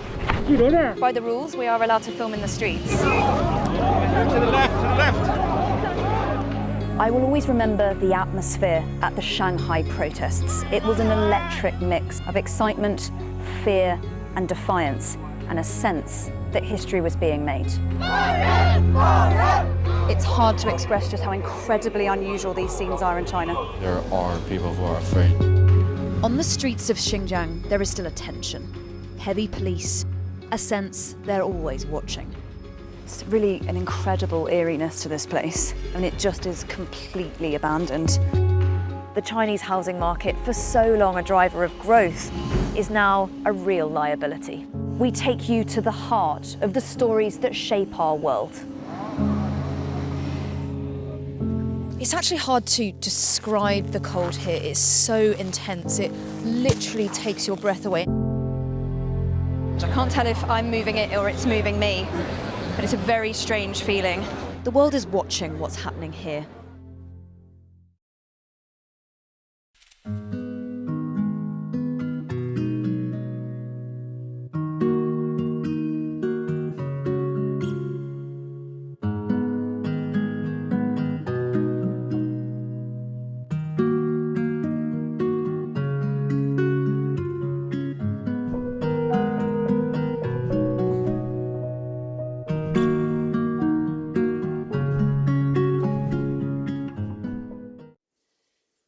Welcome back. Continuing our review of the week's news, and of course it is at this point that we ask who's had a good week and who's had a bad one. The weekend is here, so who's relieved it's all over and who has finished a winner.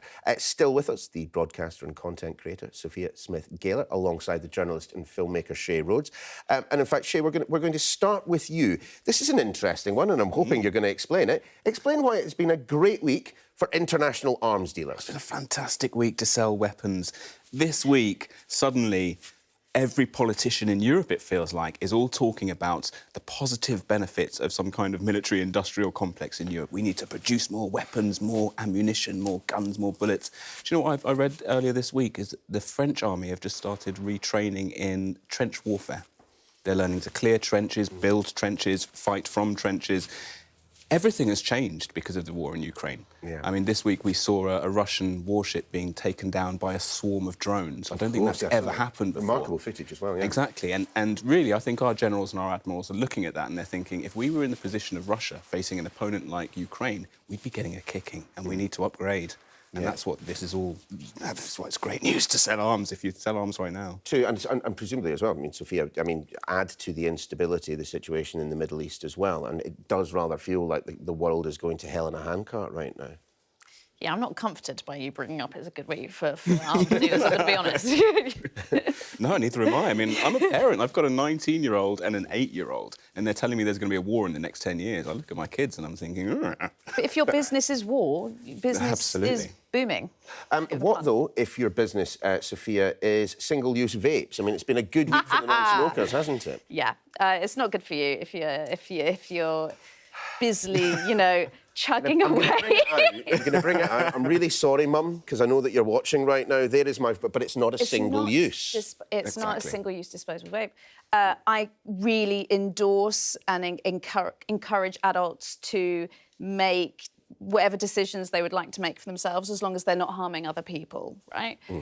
In terms of disposable vapes, often when you talk about it in the media, everyone talks about schools and being very distressed about kids kind of using them because they're colourful and the kind of the camaraderie of puffing away at them in the school toilets. But actually, for me, it's environmental. For me, what's always frustrated me about them is how many of them I'm seeing just on pavements everywhere. They've got lithium batteries in them. They aren't... I actually think there's been really poor public awareness and education about what's in them. Yep, and people, if they knew what was in them, wouldn't have been chucking them. And they wouldn't be clogging up loads of our landfill sites with it's really dangerous to have lithium batteries around like that. So I'm very happy that they might be going. But just to be absolutely clear, as a tool for smoking cessation, I mean, if it's a toss-up between doing that or doing the cigarette, then I think we all understand which one's the better. For us this week, we have decided to go for Elmo. Now, if you're not of a certain age, you might not know who that is. He is the Sesame Street Muppet who innocently sent out a social media message asking, how's everybody doing? Not very well, apparently, as more than... In fact, I'm going to have to check this, because I think the figures might have even gone up. Yeah, more than 18,000 people have responded with various tales of woe. Even Joe Biden joined in, saying that Elmo is right and we have to be there for each other. I mean, I don't know if you dipped into the comments underneath Elmo's post. Elmo's just checking in. How is everybody doing? It's dark down there, but I suppose it's a reflection of the time, isn't it? Absolutely. I mean, it's January also. You know, nobody's in a particularly good mood, but it is very much a reflection of the times. We're talking about war, we're talking about all kinds of shocking things, and there's not many positive stories out there, so I'm not surprised. Therapy's expensive. Replying to an Elmo tweet, very, very cost-effective. Absolutely. He did, however, conclude, while Elmo is glad he asked, Elmo learned it is important to ask a friend how they are doing. Elmo will check in again soon, friends. Seriously, if you want to have yourself lifted, go on Twitter and have a look at the Twitter account Muppet History. It's absolutely fantastic. Seyi, explain exactly why it has been a bad week for Donald Trump. I mean, they're pretty much always bad weeks for him at the moment. I'm struggling to explain why it's been a bad week, because there's no such thing as a bad week for Teflon Don, is there? I mean, he's lost, well, how many court cases? 2 court cases this week. He's apparently supposed to pay someone hundreds of millions of dollars. I'm not sure that's ever going to happen. He's been told that this dodgy dossier was perhaps not as dodgy as he's making out. But has it had any effect on him? I mean, do we still believe he's likely to be the Republican nominee for president? Yes. I think it's... Do we think he's still on for potentially winning that? Well, I don't think this week's changed it. So it's really interesting to watch someone have a terrible week and still win. Yeah, that is true. Sophia, tell us why Universal Music, I think the world's biggest kind of music provider, music company, they're having a bit of a bad week. It's them having a bad week, but not only them, it's a lot of the musicians that they represent. They are currently in this stalemate with TikTok, and they are withdrawing all of their artists' music from the platform because they've not been able to come to a satisfactory deal with which Universal Music feels like they're being fairly reimbursed. Exactly. They think TikTok's ripping them off, and I wonder if actually they might have a point, to be fair. They say that it's not a deal that's similar to the deals that they have with other social media companies. Interestingly, if I ask you to guess, how much revenue do you think, percentage-wise, Universal Music gets out of TikTok? A percentage of their total income. I did it on a Total podcast revenue. this week, which you should, of course, obviously check out So again. don't cheat, don't cheat. I didn't listen to the podcast. No, but guess, how much revenue do you How think much they revenue get? do they make? I mean, it must be in the hundreds of millions, surely. But percentage of total As a percentage of their total revenue coming from TikTok, it must be quite small. 5%? 1%. 1%. So they are kicking up a bit of a fuss, but this is most painfully going to hurt artists who have smaller followings. You know, Taylor Swift isn't going to be terribly hurt by this. Her fans would be, not being able to use her music on their audios. But the smaller artists who really rely on online fandom, this just cuts overnight all of their community from them. And if you're a content creator, all of a sudden, audio is going to disappear on loads of previous content if we've used it. That's really bad for content creators and monetising and just general visibility of our content. Let's go for our last choice, the team's choice today. We think it's been a bad week for vegans. After several plant-based ranges were pulled from the shops, one vegan restaurant has had to resort, this is brilliant, to serving meat to stay afloat. I'm not going to ask your opinion on that. I am going to go straight in and say, did either of you complete veganuary, as I think it's called this year? Not massive vegans, the pair of you? I'm half Italian. There you go. There's absolutely no way then. There's absolutely no way. I've got African blood. It's not going to happen. But has it ever occurred to you that this might be something that you could do? I've adjusted my eating habits. So I love fish, and I don't think I could ever say goodbye to fish, but I eat less red meat than I once did. I eat more organic meat and meat which I believe has been well grown. Do I eat less meat? Shay's off for a burger after the show. Shay, Sophia, it has been brilliant having you and fantastic debut performance. We will be seeing you guys again soon. Absolutely certain of that. You guys have a lovely weekend. Stick with us. Coming up next on Friday night with Niall Paterson, we will be talking about the man on the left here, Ian McKellar, a man who went on holiday to Dubai from Scotland, visiting his daughter and granddaughter. He hasn't been allowed to leave. Find out why when we speak to his wife, Carol, after this.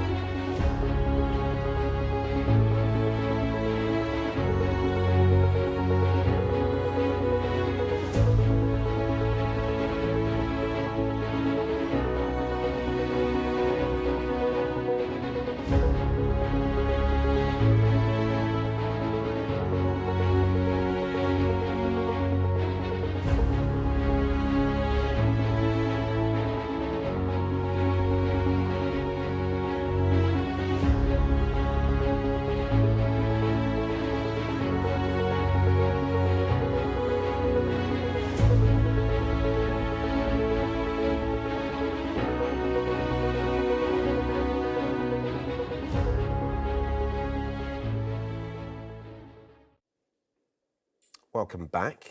It's the story of a row with the neighbours that's turned into a complete nightmare. Ian McKellar, who's 74 and from Aberdeen, was looking after his granddaughter in Dubai on New Year's Eve, where his daughter lives. The neighbours were having a party, and at 1 o'clock in the morning, he asked if they could keep the noise down. Now, when they refused, he had considered reporting the incident to police, but his daughter was against the move as they were new to the area, didn't want to cause a fuss. But instead, the neighbours phoned the police on Ian, accusing him of trespassing, and now he could face a prison sentence.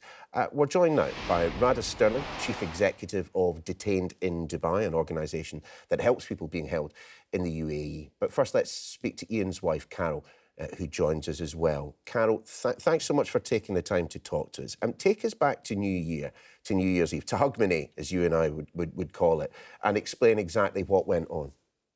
OK, if I give you a little background to that, Neil, my daughter had just moved out just about the end of October to start a new job in November.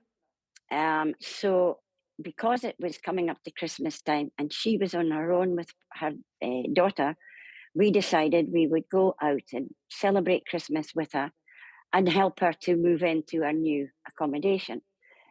So we did that, and the following days we just helped her to move in and, just did the general things around the house. Now, we knew that we would have to look after our granddaughter both at Christmas and at New Year, because as she was new to her job, she would have to do the holiday jobs. And actually what happened was on the morning of New Year, there was a forum, and the person who was hosting the party had indicated that she was going to have this party for New Year. So my daughter just replied, "Have a lovely time, enjoy New Year. But please remember, some of us are working and I have a small granddaughter. And so could you please be mindful of that?" So that was okay. Now, let me emphasise that we, as you said, Neil, we are Scottish, so Hogmanay is an important celebration here, and we recognise that it's an important celebration in many parts of the country. So that wasn't the issue whatsoever. So we went out that evening to the local souk and had a quiet meal with my daughter and granddaughter, came home. My daughter went to bed because she was up at 5:30 in the morning to get to work. And my granddaughter was initially in bed. Then about 9 o'clock at night, music started. So we kind of just felt, okay, New Year, that's the way it goes. My husband was actually watching football. He's a great football Scottish fan, I have to add. I went to bed as well because I'm still essentially recovering from a cancer operation. So I have to be mindful of, what I do. Of course.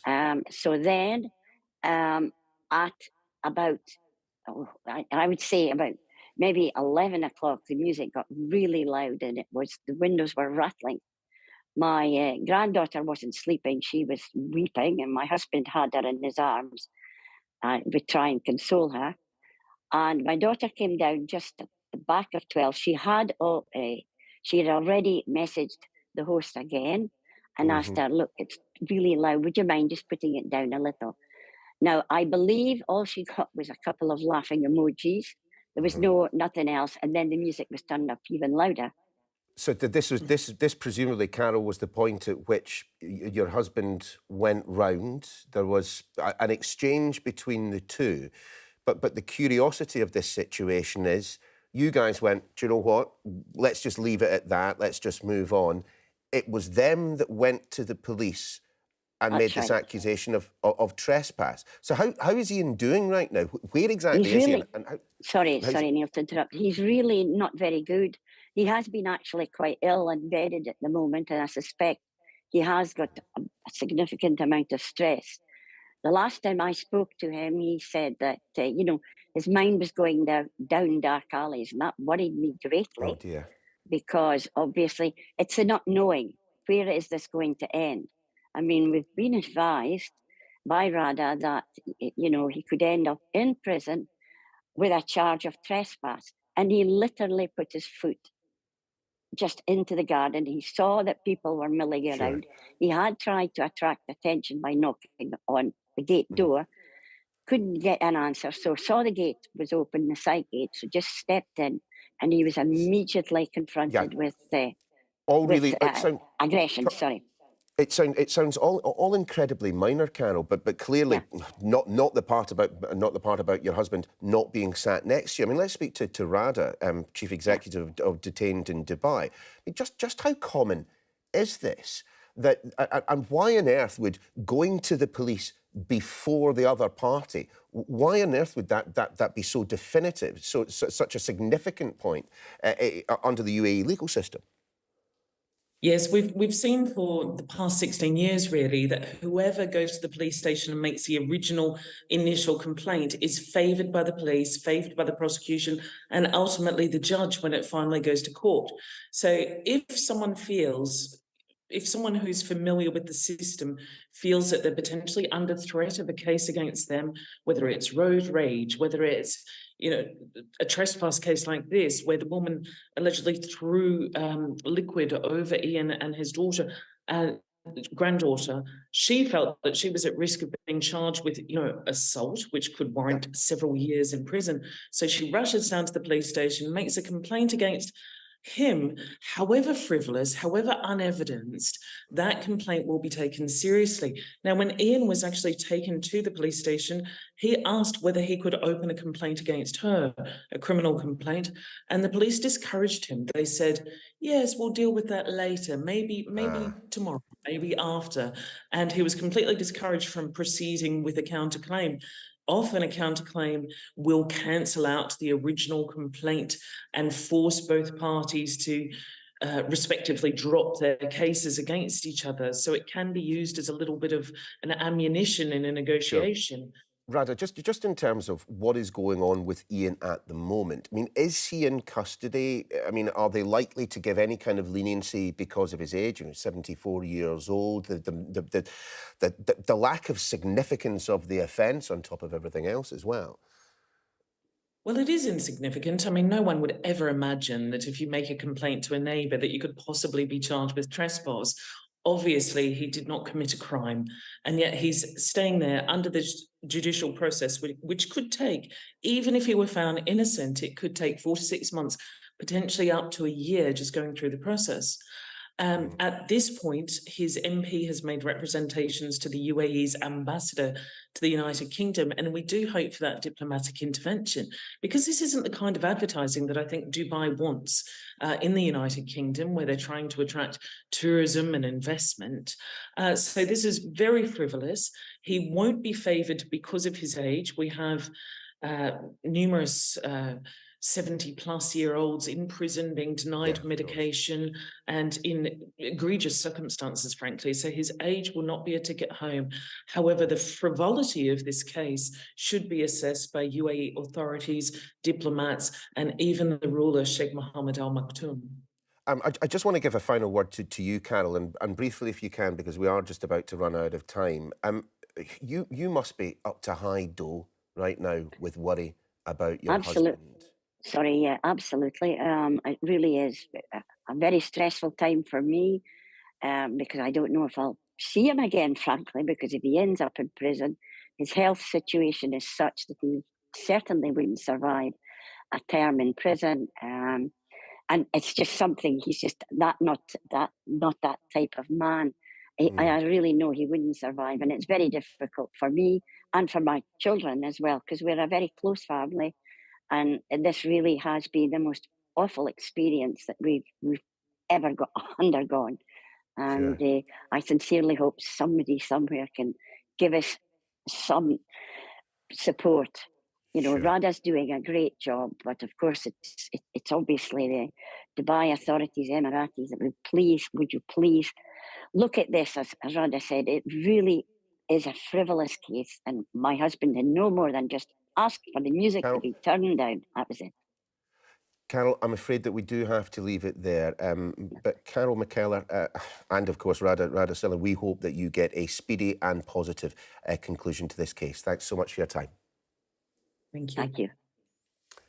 We're going to have to take a quick break, but coming up in the sport, we're going to talk about why the Premier League title hopefuls failed to bring in the reinforcements during the January transfer window.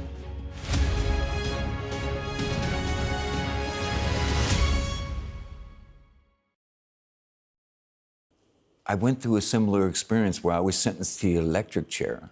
I remember the judge telling me I was going to be taken to the Rockview State Prison where 2,200 volts of electricity would course through my body and end my life. And then they changed it and made it lethal injection. So I wasn't ever sentenced to be stabbed with a needle, but they changed it. And that's what they're doing here. So what's bothering me, is troubling me, is they tried to execute this man for hours with needles.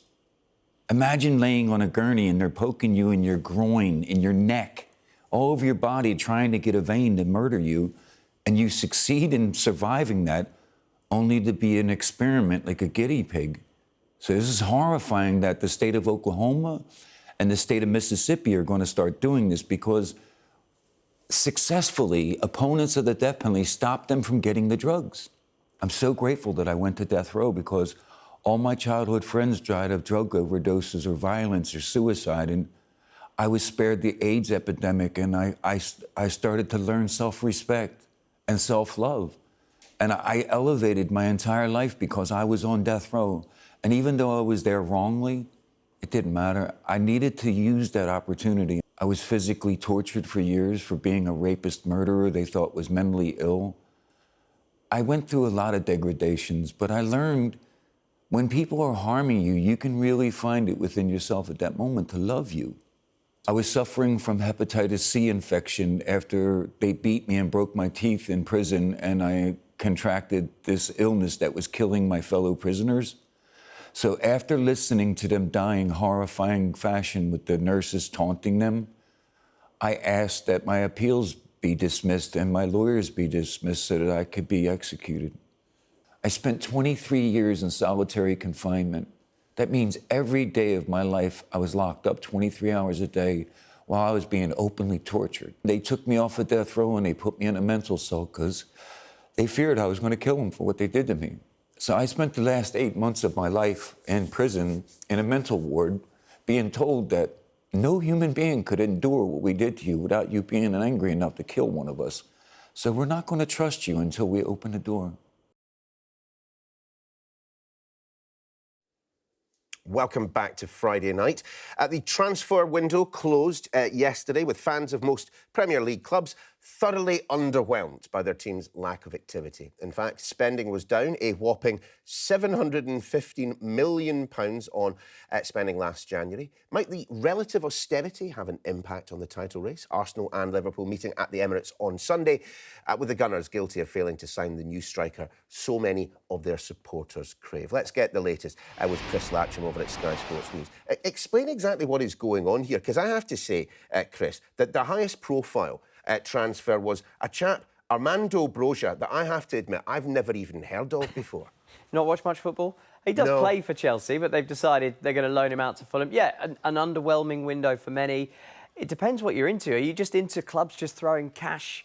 I suppose that's what we want here at Sky Sports News. But really, that has to end at some point, right? The age of austerity has to bite. Everton and Nottingham Forest are currently being looked at for the way that they've managed their books over the past few years. So maybe that's what we're seeing a little bit of. It was a quiet window, a few loans sneaking through. You've mentioned Armando Broja. How about this? They've missed the window, they've missed the deadline, but I've got some breaking news for you, Neil. Tottenham have in the last few minutes confirmed the signing of a Swedish wonder kid.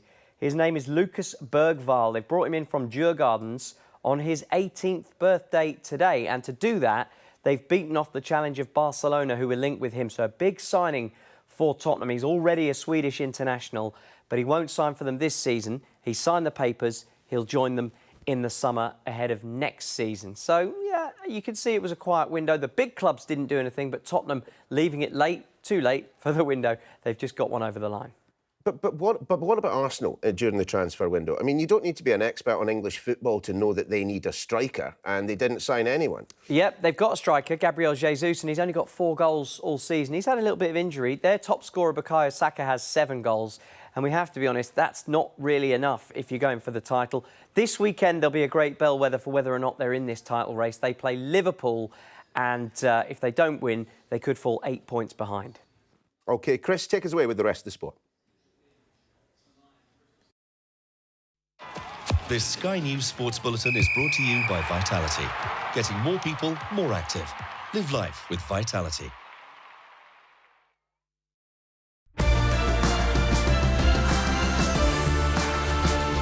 I enjoyed the game in Scotland. I thought not a qualifier, but Scotland were really going well and the atmosphere on the night was brilliant.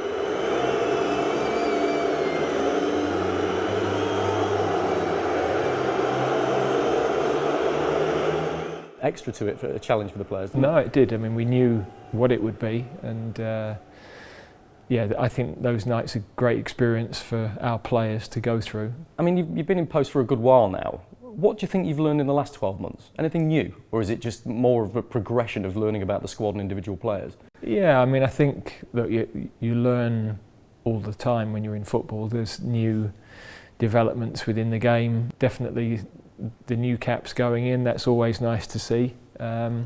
So we've found a balance of winning the games we needed to. Probably more experimentation towards the end of the year.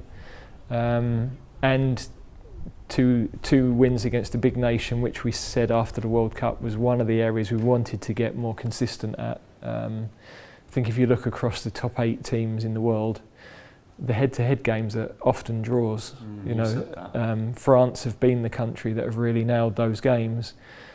5-6 years ago, they were the games that we weren't getting over the line in. Then we started to win a few. We beat Belgium at Wembley. We had a couple of wins against Germany, obviously Croatia we beat a couple of times, and now Italy twice. So, you know, I haven't seen the form table of those head-to-heads, but in the last few years we would have definitely be higher up that list, and that's important because in the end, in a tournament, they're the games that make the difference. I want to ask you specifically about Harry Maguire, because in all my career, I'm not sure I've seen a player have to deal with some of the stuff that he's had to deal with in the last couple of seasons.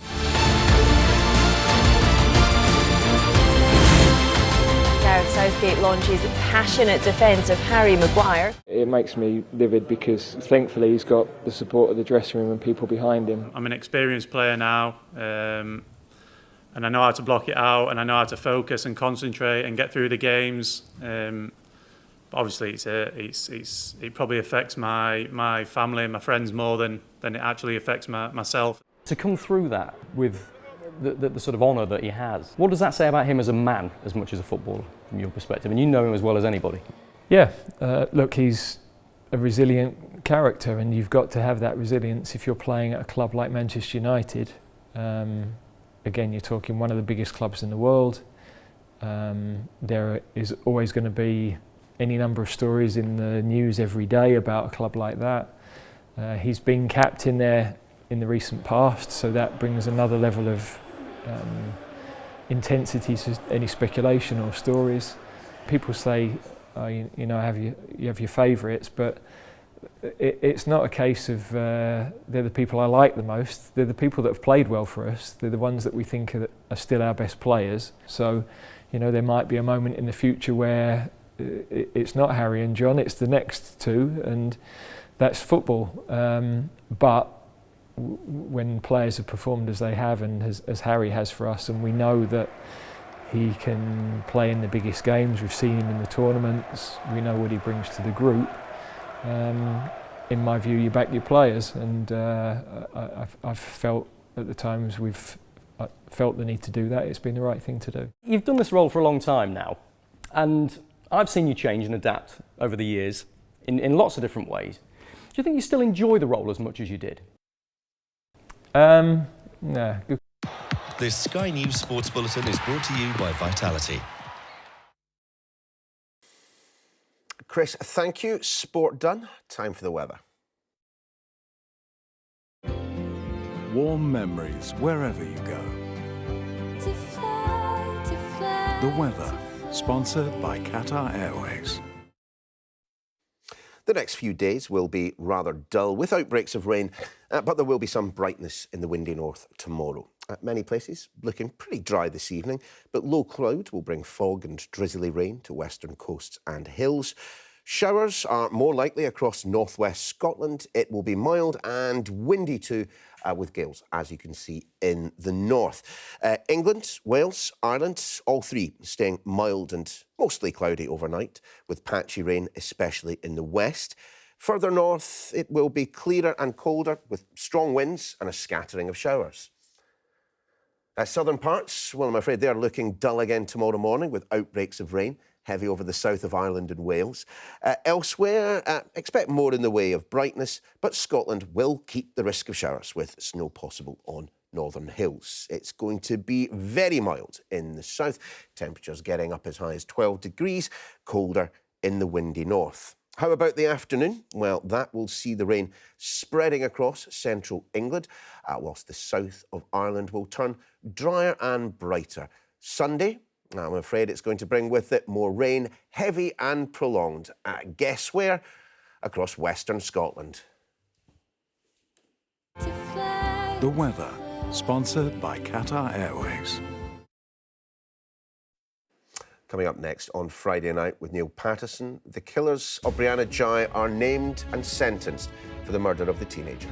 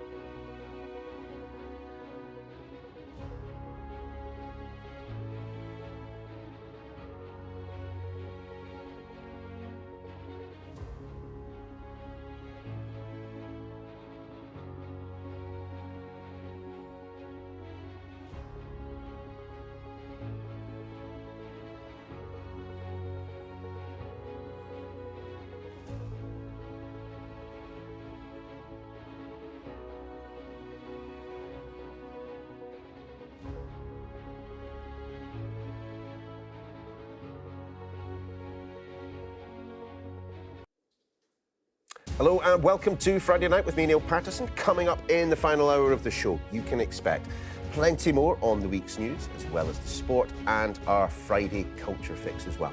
But first, the headlines this hour. Sentenced to life for the brutal murder of Brianna Ghey. Her 16-year-old killers are named and told they may never be released.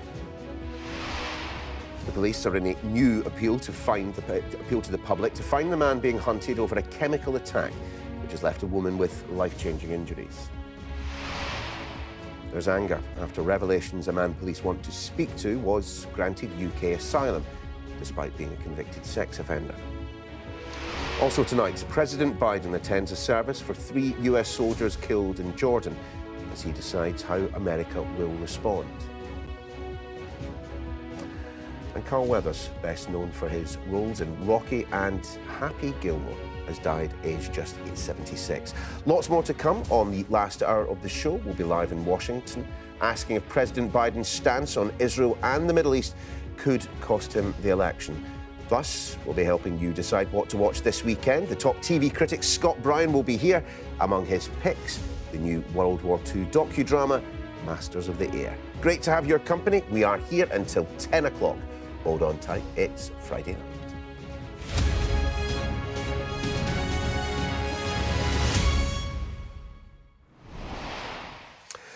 Evening all. The teenage killers of 16-year-old Brianna Ghey have been named and sentenced to decades in prison.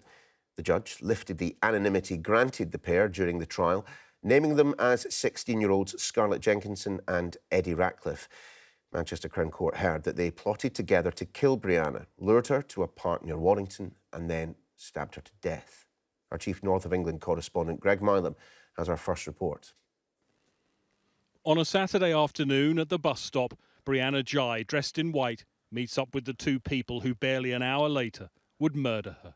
Girl X in that video was Scarlett Jenkinson, boy Y, Eddie Ratcliffe, described as intelligent, high-functioning teenagers who hid a warped obsession with murder and who planned in meticulous detail how they would kill a girl who thought she could trust them. After the killing, Eddie Ratcliffe boarded the bus to go home. He was arrested the next day. I can explain it. I can explain, he says to police. Simultaneously, Scarlett Jenkinson was also arrested. How come I'm a suspect? Pardon? How come I'm a suspect? How come you're a suspect? Is it because I'm the last person that's seen her, is it? In the months that followed and during their trial, they blamed each other. Their preoccupation with violence, death and torture played out in thousands of messages. Jenkinson repeatedly changing her story. The judge said it was impossible to believe anything she said. In fact, it all played out as the note found in her bedroom predicted, with a smiley face and a heart, along with pages of details about high-profile serial killers. In court, Brianna's mum, Esther, told of the grief and the devastation. The thought that two could ever be released, she said, horrifies her. Brianna's dad told Sky News what he thinks of them. I have no feelings. Well, there's only anger towards them. If I'm honest, I hate them. They're just evil, you know, for what they've done, and I don't think they'll ever change.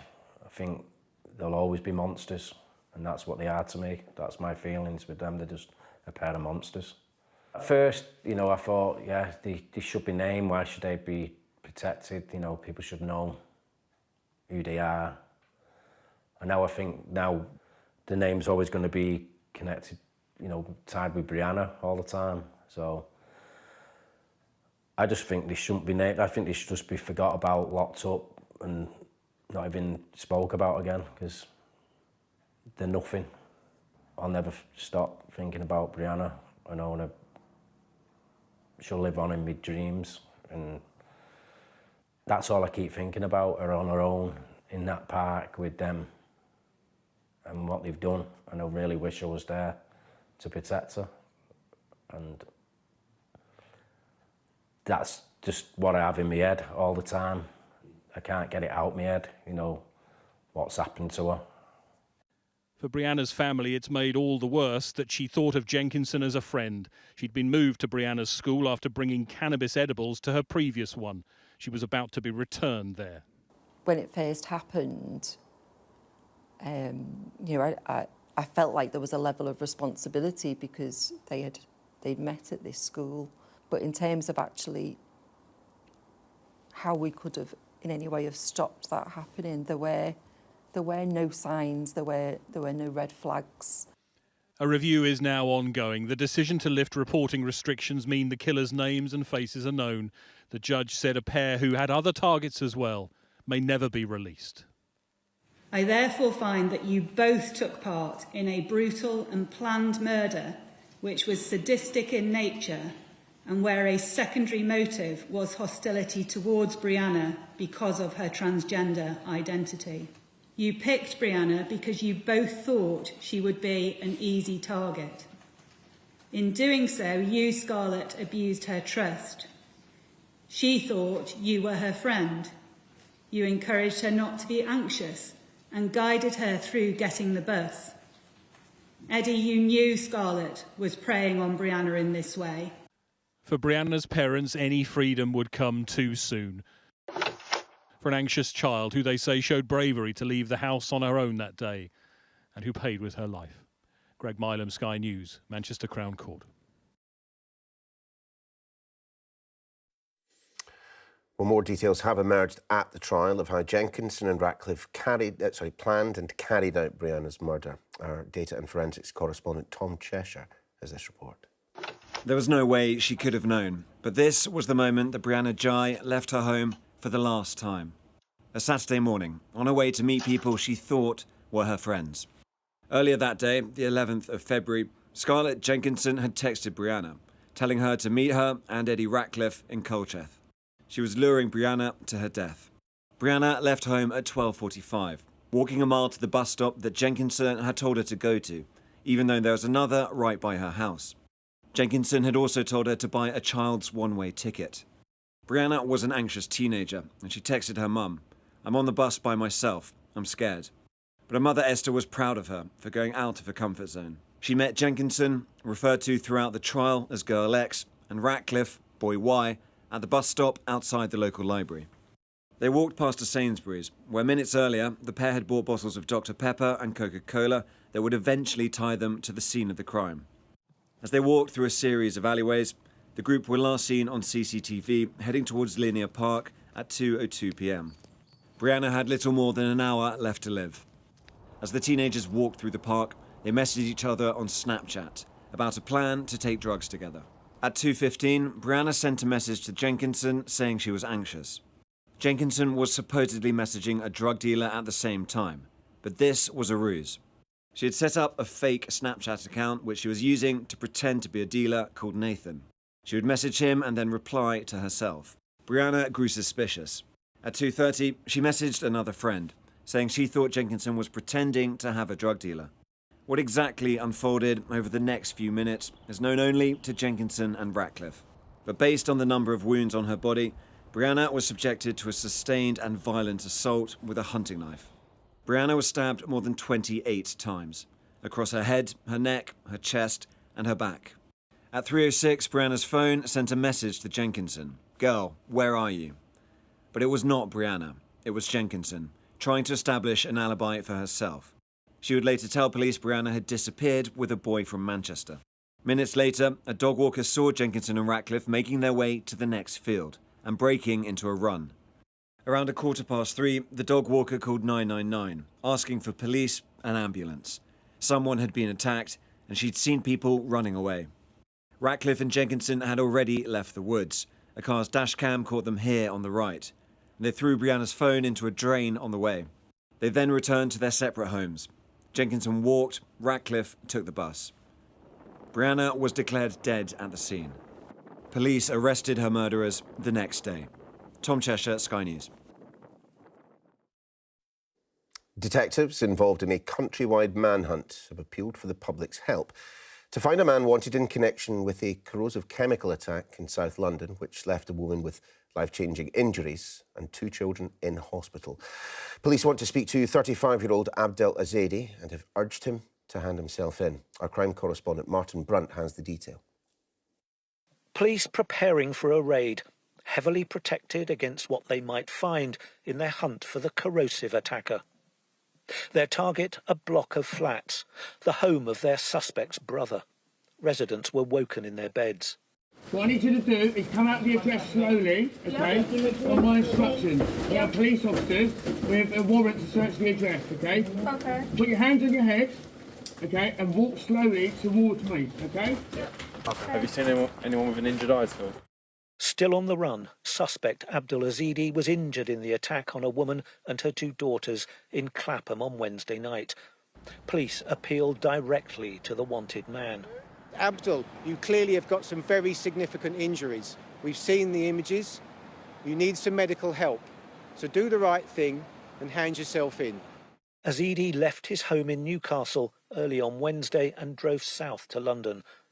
Before dawn, he was in Tooting. Much later, he was in Croydon.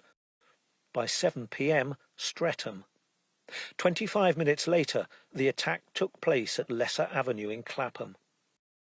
Soon after, Yazidi got on a tube at Clapham South Station. He was at King's Cross by 8 p.m. Just before 9 p.m, Yazidi was caught on camera at Tesco on the Caledonian Road. The last image shows him entering King's Cross tube station, where he boarded a Victoria Line train heading south. The attack with a corrosive substance was caught on a security camera.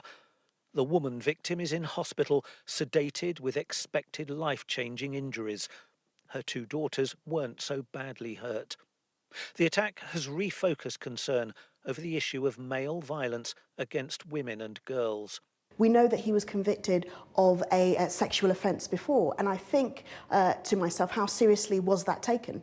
We know, for example, that you are more likely to, because of the types of sentencing we have, receive a higher sentence for attacking a statue than you would a woman. That is the type of law that we have in this country. The raid on the suspect's brother's home was one of several in a wide police operation.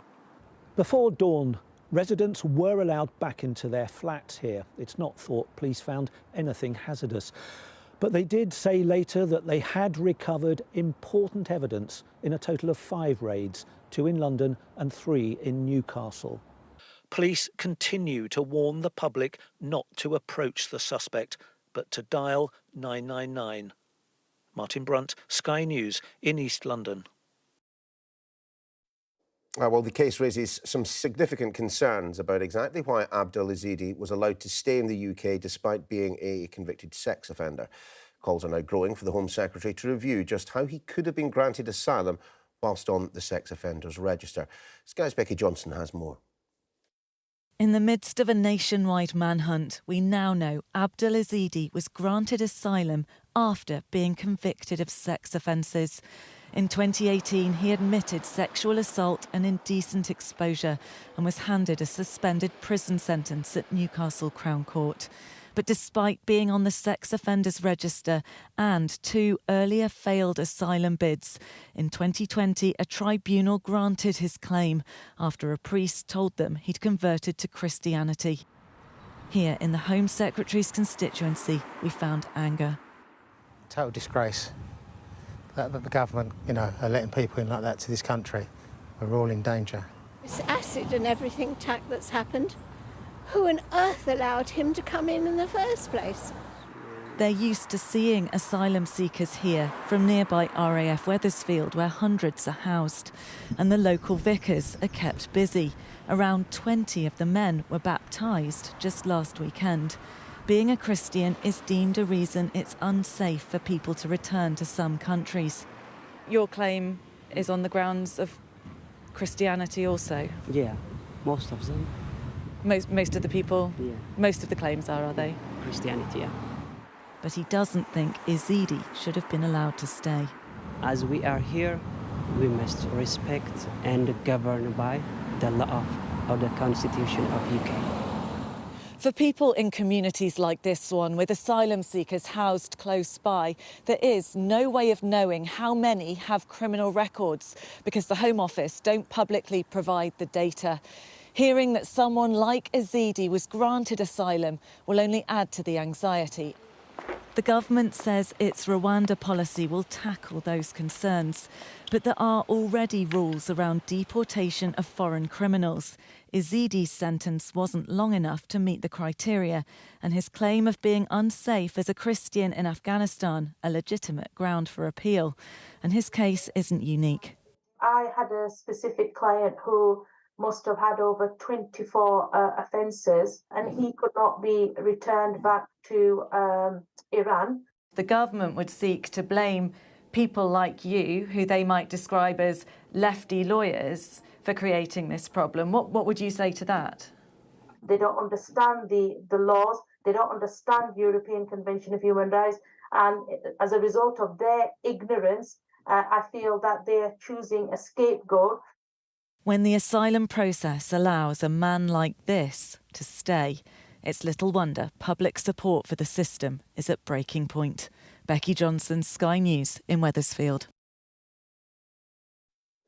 Some of the day's other stories now, and a woman who ran over and killed her fiancé after she claimed she lost her temper during an argument has been jailed for at least 18 years. Alice Woods murdered Ryan Watson, who was 24, near their home in Road Heath in Cheshire in May of 22. The judge said Wood may find prison hard, but that she only had herself to blame. The average water bill in England and Wales is expected to increase from April. Water companies have forecast an above-inflation 6% rise, which will add an extra £27 a year to household costs. In return, firms say they'll invest £14.4 billion to address the sewage flows into rivers and seas. A judge has thrown out a public order charge against Greta Thunberg after the police attempted to impose unlawful conditions during a climate protest. The 21-year-old global campaigner was arrested during a demonstration in central London on the 17th of October last year. It's very sad news, this. The actor Carl Weathers has died aged 76. He, of course, starred alongside Sylvester Stallone as Apollo Creed in the Rocky franchise. He played Chubbs in the hit film Happy Gilmore. His family confirmed that he died peacefully in his sleep on Thursday. Sir Elton John and his husband David Furnish were among the mourners attending the funeral of the former political lobbyist Derek Draper. The husband of Kate Garraway, Mr Draper, fell seriously ill during the early part of the COVID pandemic in March 2020 and subsequently spent 13 months in hospital. He died last month, aged 56, after suffering long-lasting symptoms from coronavirus.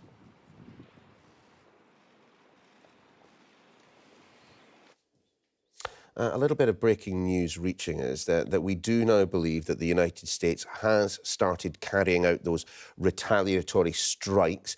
We knew that targets in Iraq and Syria were on their agenda, linked, of course, to Iran and the Iranian militants that they hold responsible for the attack in Jordan. Let's bring in our US correspondent, Mark Stone, to try and give us a bit more detail. I suspect, Mark, actually at this point, despite the fact that you are that close to the White House, that detail might not exactly be thick on the ground.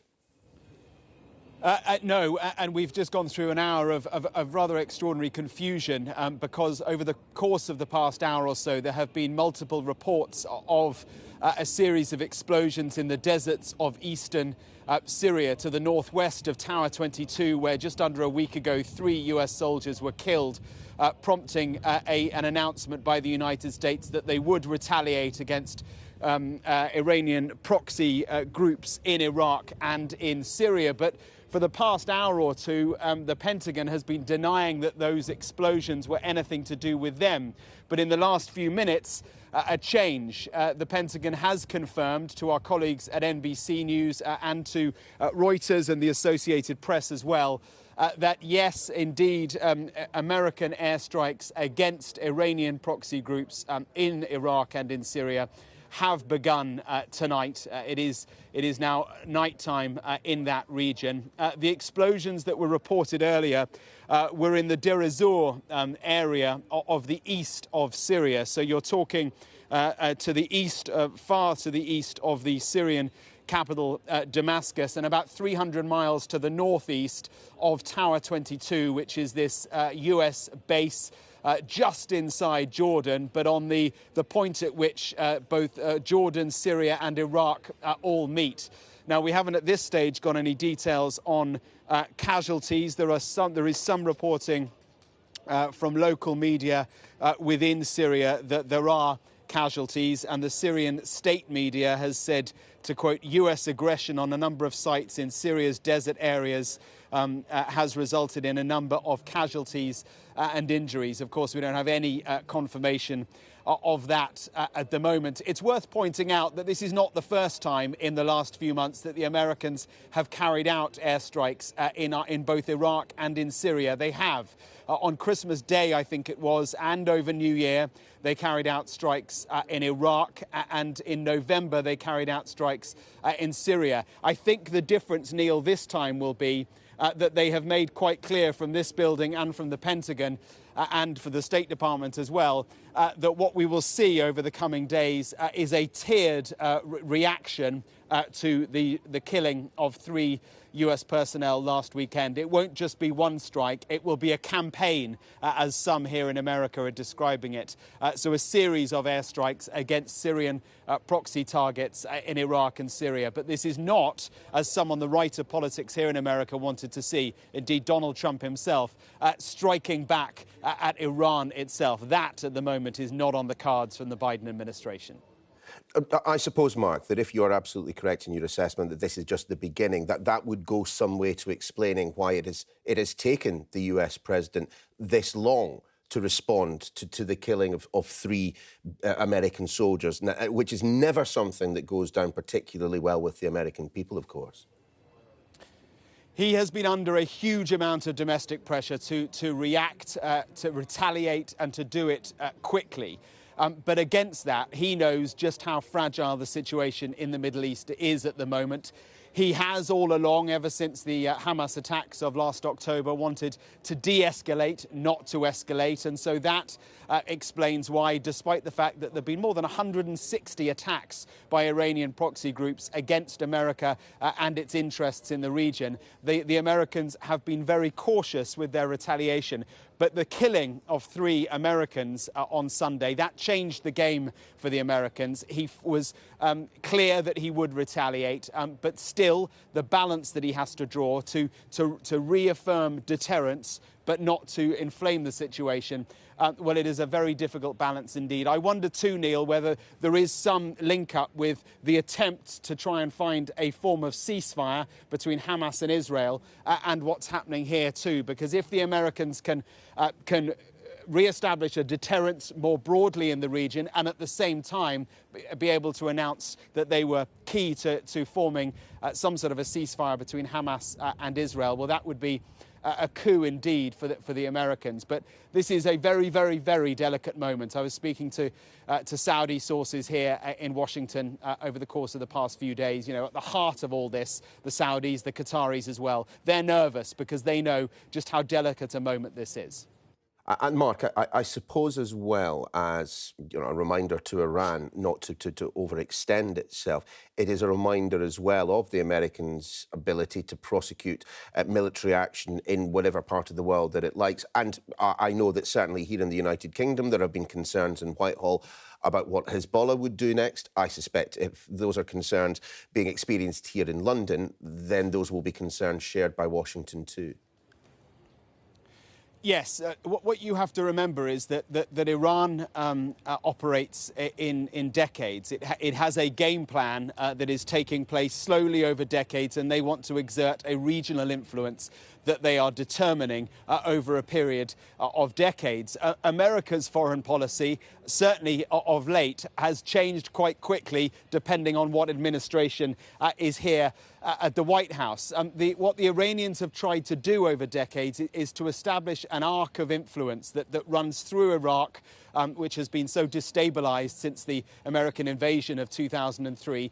They've taken advantage of that, the Iranians. They have got control of sorts within large parts of Iraq. That arc of influence stretches through Syria, also terribly destabilized because of such a long civil war there, and into Lebanon as well, where it is clear that Hezbollah is a key proxy for the Iranians. And then, of course, it stretches down to Hamas in Gaza as well. So that is the picture, if you like, in the Middle East. And they have sought to expand that influence and to show off that influence after the attacks by Hamas of October the 7th. So what the Americans are now trying to do is re-establish some sort of control, some sort of their own influence and their own worldview, as they would see it, across the Middle East.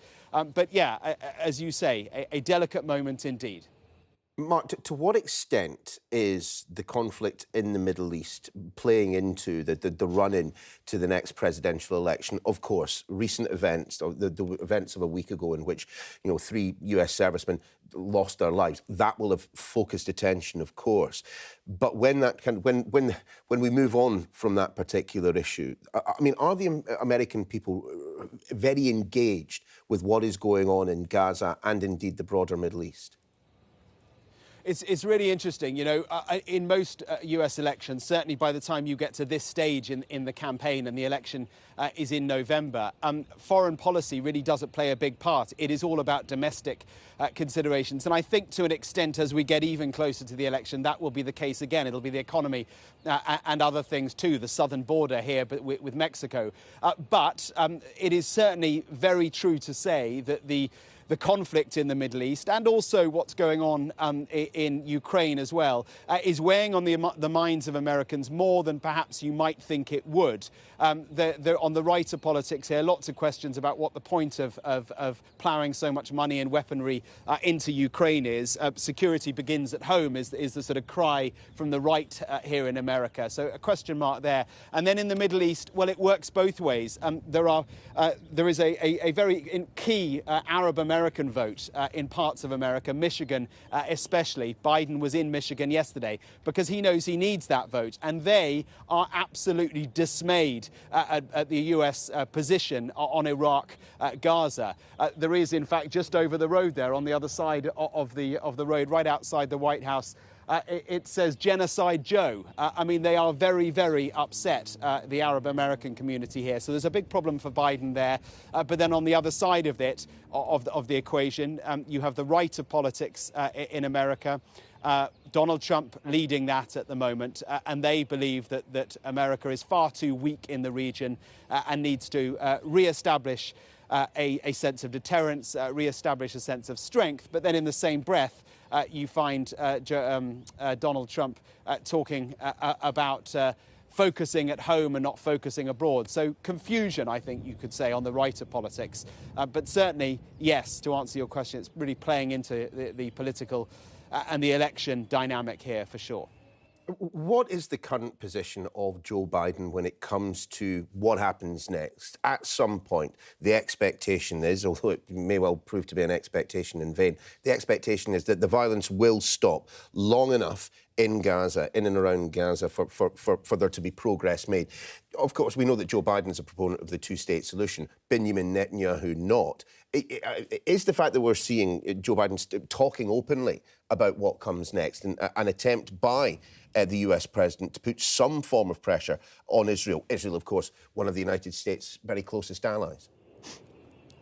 Yeah, before I answer that, let me just give you a little update that we've got here, which I suspected might be the case. That there is some suggestion that some of the airstrikes that were carried out in Syria tonight were in fact Israeli airstrikes, the IDF. That wouldn't be at all unusual. The Israelis have quite regularly carry out airstrikes within Syria because against Iranian groups there. In fact, I think it was just a couple of days ago that they took out what they say was a senior Iranian commander in Damascus. So I think maybe what we're seeing here is both Israeli and American airstrikes taking place, and this, as I say, will be the beginning of a what some here are calling a campaign. I think it will be a few nights of bombing, trying to re-establish deterrence and to take out Iranian proxies in the region. I've now forgotten what your question was, Neil. That's quite all right. That's quite all right, Mark. You're thinking about bigger things. It was about the two-state solution. Of course, we know that that Benjamin Netanyahu and Joe Biden, they do not speak with one mind on this issue. Not currently, anyway. No, they don't, but it's a really good question, and I think it's interesting that both in the US and in the UK we have seen chatter, more open chatter about declaring or recognising Palestine as a state, which is a shift in policy, a significant shift in policy if it ever becomes that, because the two-state solution stretching back to the Oslo Accords of the 1990s has always envisaged a state of Palestine at the end of a process to peace. So to move that end goal and put it at the beginning, announce that you recognise the state of Palestine and then work out the details afterwards, that certainly represents a shift in position, and I think is an attempt to sort of kickstart or maybe just kick the Israelis into action. But from an Israeli perspective, it won't go down well at all, because on the right of a far-right government that is currently in place in Israel, the last thing that they will want to recognise is a state of Palestine. And Mark, just in terms of what happens next with the military conflict itself, of course, the United States not acting unilaterally. I don't know about this evening, but in previous occasions they have not acted unilaterally. I mean, where you are, is the American public aware of the fact that, for example, the United Kingdom has been providing some assistance? I don't know, actually. That's a good question. I would say probably not. I would also say that what I'm being told is that for this particular series of retaliatory strikes that are taking place, that have begun now and will probably continue through the weekend, there is no suggestion that the British are going to be involved. I mean, it may be the case that some of the American hardware will come from bases that are in the UK. Don't forget the Americans have air bases in the UK, but the British military, as I understand it, will not be involved in a way that they were involved in the strikes against the Houthi group, another Iranian militia, Iranian proxy in Yemen a few weeks ago. So I don't think the British will be involved in this round of strikes. In terms of where it goes, well, I suppose, Neil, best case scenario, and I'm guessing here, might be a few days of strikes, a very low number of civilian casualties, because that is the big worry. And remember, the Americans are now operating in countries where the public perception of America is at an all-time low because of the way America has supported Israel in Gaza. So they'll want a low number of civilian casualties, of course. They will want to re-establish a deterrence, stop the Iranian proxies from attacking their assets in the region, and then at some point in the next week or two be able to announce alongside Hamas or alongside the Qataris speaking or coordinating some sort of peace deal with Hamas, they would want to announce some sort of pause in fighting in Gaza. That would be a best case scenario. Mark, we will let you go off, make a few phone calls, get in touch with your contacts. For now, though, thanks very much indeed. We are, of course, going to continue to monitor the situation in the Middle East. The US military launching an air assault on what we're told are dozens of sites in Iraq and Syria used by those Iranian-backed militias that the United States blames for the deaths of 3 of its soldiers in Jordan. Much more after this.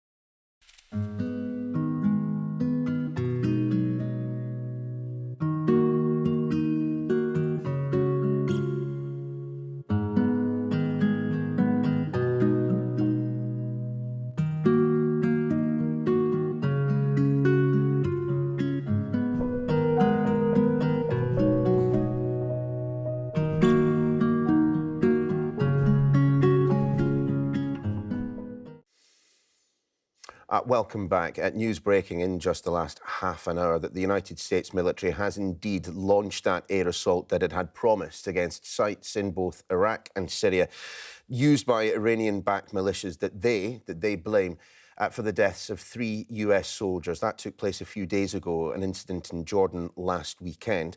Joe Biden and other leaders have been warning, well, for days now, that there would be retaliation taking place. Let's bring back in our US correspondent, Mark Stone, joining us from outside of the White House. We had been expecting it, given that there had been, as we say in the business, a bit of chatter around it. We were expecting it pretty imminently. I don't know if you're getting any detail as to what has happened now, Mark, but from what I'm seeing on the wires, on the news wires, it does sound like it was an extensive attack and more to follow. I think undoubtedly more to follow. That much has been, to use the jargon, they've been using it here at the White House for the last week. They have telegraphed for some days now that there would be a retaliation for the deaths of these 3 US service personnel whose remains were brought back here to the United States just today into Dover Air Force Base, not far from here, up in Delaware. President Biden was there for that. He has remained in Delaware tonight, and I imagine is being updated on what we are told will be not the last airstrikes in Syria and in Iraq against Iranian proxy groups. We don't at the moment know what the targets are precisely.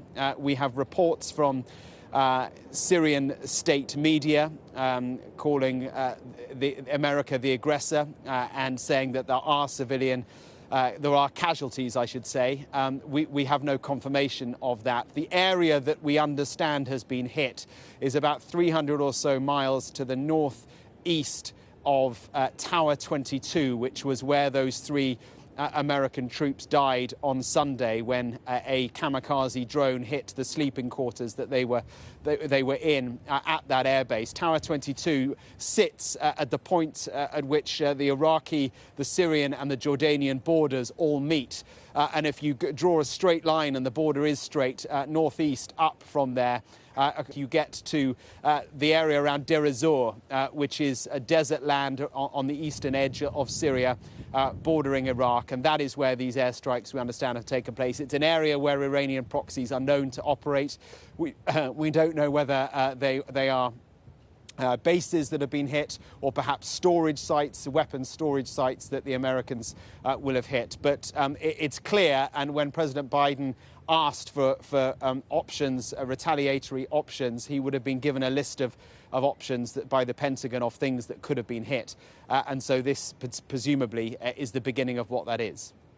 Mark, in just the last 30 seconds, confirmation from the US military that it has indeed conducted airstrikes in Iraq and Syria against Iran's Islamic Revolutionary Guards, Quds Force and the affiliated militia groups. Just explain for us, though, the United States has been absolutely adamant that the deaths of its soldiers are directly linked to militia groups backed by Iran. Why the targeting of sites in Iraq and Syria but not in Iran itself? One presumes it's all linked to that word which we've been saying since October the 7th, contagion.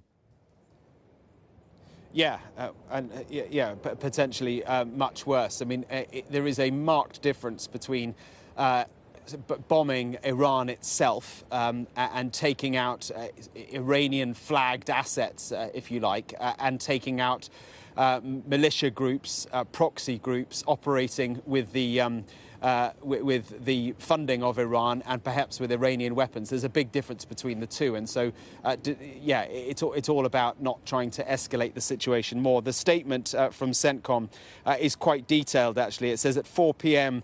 on the 2nd of February, US Central Command forces conducted airstrikes in Iraq and Syria against the IRGC Quds Force. That is the Iranian Revolutionary Guard Quds Force and affiliate militia groups. This is what's interesting, though. It says US military forces struck more than 85 targets with numerous aircraft, to include long-range bombers flown from the United States. The airstrikes employed more than 125 precision missiles. The facilities that were struck included command and control operations, centres, intelligence centres, rockets and missiles, and unmanned aerial vehicle storage sites. And of course, it was an unmanned aerial vehicle, otherwise known as a drone, which hit that airbase, Tower 22, that US base, on Sunday, and sparked this latest moment in what has been a very, very tense period ever since the Hamas attacks back in October last year. Mark, we'll let you go and speak to your contacts in Washington. Let us speak to John Sparks, our international correspondent, who's in Erbil, the Kurdish region of northern Iraq. You'll have just heard there that CENTCOM statement from Mark's take on the CENTCOM statement. We're talking about 125 precision munitions used. More than 85 targets have been hit. Numerous aircraft, including long-range bombers, flown from the United States. We were expecting a response. It is a pretty big response.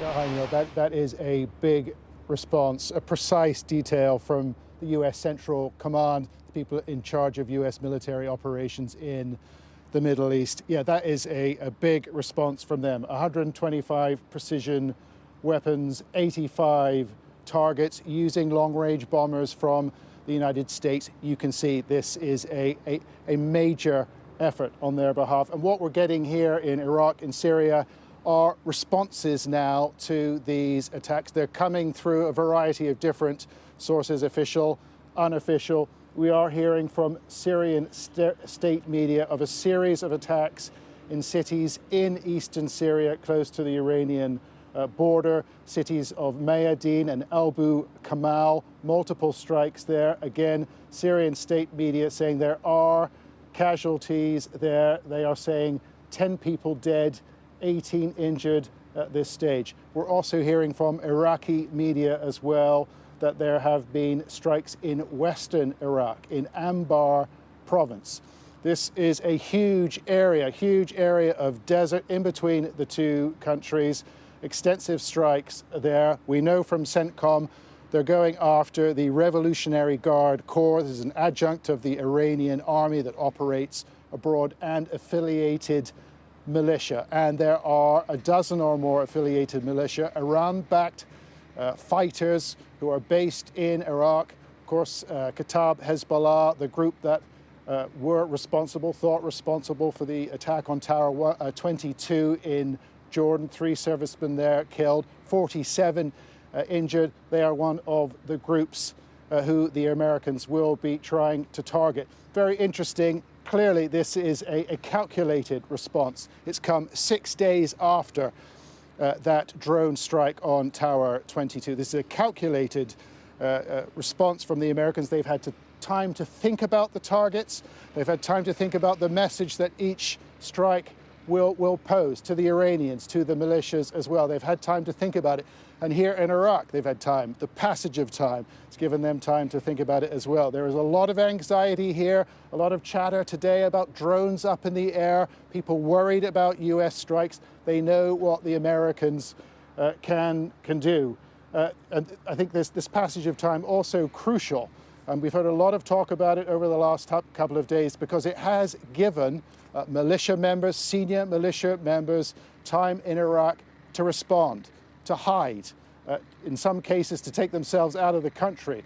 We talk about senior leaders from some of these militias going to Iran because they don't believe that the Americans will strike Iran. That would be a major escalation. And it is interesting, on the first day of what clearly will be a concentrated series of strikes that could last for a week or more, but they haven't struck Iran. They've struck the desert regions of western Iraq, and eastern Syria. But it has given these militias time to hide their arsenals, to hide their munitions, to hide their personnel as well. And I think that hasn't been lost on people here in Iraq, but they're certainly anxious about these strikes. They know what the Americans can do. John, you say that, of course, it is given these militias time to hide, it's time to move or hide their material, their arms and so on. I wonder, however, given that you said that this was a calculated attack by the Americans, whether it is also given time for political leaders in that part of the world to get used to the idea that there is going to be an airstrike coming, that there was going to be of significant size. I mean, your first response was to tell us what the reaction had been from various parties in that part of the world. I mean, I suspect that Joe Biden himself will be very, very keen that the response is not a massive escalation in conflict in that particular part of the world. Well, I mean, clearly, this is a very difficult decision for Joe Biden. He's got to do lots of different things at the same time. He wants to deter the Iranians. He wants to degrade the abilities of these militias here in Iraq to strike at US bases and installations. And they've been doing that since the middle of October. By our calculations, over 170 strikes at US targets since the middle of October. So it didn't just start at Tower 22. This had been going on for a while. And I can tell you from our contacts here in Iraq that some of these militias came very close to taking the lives of US service people before this happened at Tower 22. So they did pose a danger, but he wants to deter them, and he's got to satisfy his critics in Washington who are calling for powerful strikes on Iran. On the other hand, Joe Biden doesn't want to drag Washington into a regional conflict, a regional war, a conflagration. So he has to balance these interests really carefully. It's a very difficult job. With every strike, with every target, he is sending a message. But what he clearly doesn't want, we assume, is to go to war with Iran. He doesn't want to tip things over the edge. And we know the Iranians don't want that either. They've spent the last couple of days backpedaling, saying, look, we don't want war with Iran. And then we heard messages, very similar messages from some of these militias in Iraq, really parroting what the Iranians were saying as well, suspending operations, we're not seeking a major conflict. So very interesting here in Iraq, a lot of pressure being put by senior Iraqi leaders on these militias. They want them to back off. They want them to suspend their operations. Not all of them have done it. I can tell you that there are a couple of militias here who have refused to do it because they can operate outside of the control, outside of the influence of the Iraqi government. That the government here is essentially weak, but it certainly made its view known. It wants these militias to stop. It wants them to stop attacking American infrastructure, bases, installations, because of what we're going to see over the next couple of weeks. The Americans have a very difficult targeting mission on their hands. They've obviously thought about it very quickly, and they've had 6 days to think about it. John, no doubt back to you just as soon as we get any more detail emerging from close to where you are. For now, though, thanks very much indeed. But let's bring in our military analyst, Sean Boyle, who joins us on the channel once again. Sean, let me just run through this US Central Command statement that we had a little bit earlier on today. Airstrikes in Iraq and Syria against the Islamic Revolutionary Guard Corps, Quds Force and associated militia groups. More than 85 targets struck by US military forces using more than 125 precision munitions, multiple aircraft, including long-range bombers flown from the United States. Joe Biden promised a response. He's certainly provided one. Yeah, good evening, Neil. It's no great surprise that this strike has happened. What is a surprise is that it's taken so long for it to be enacted.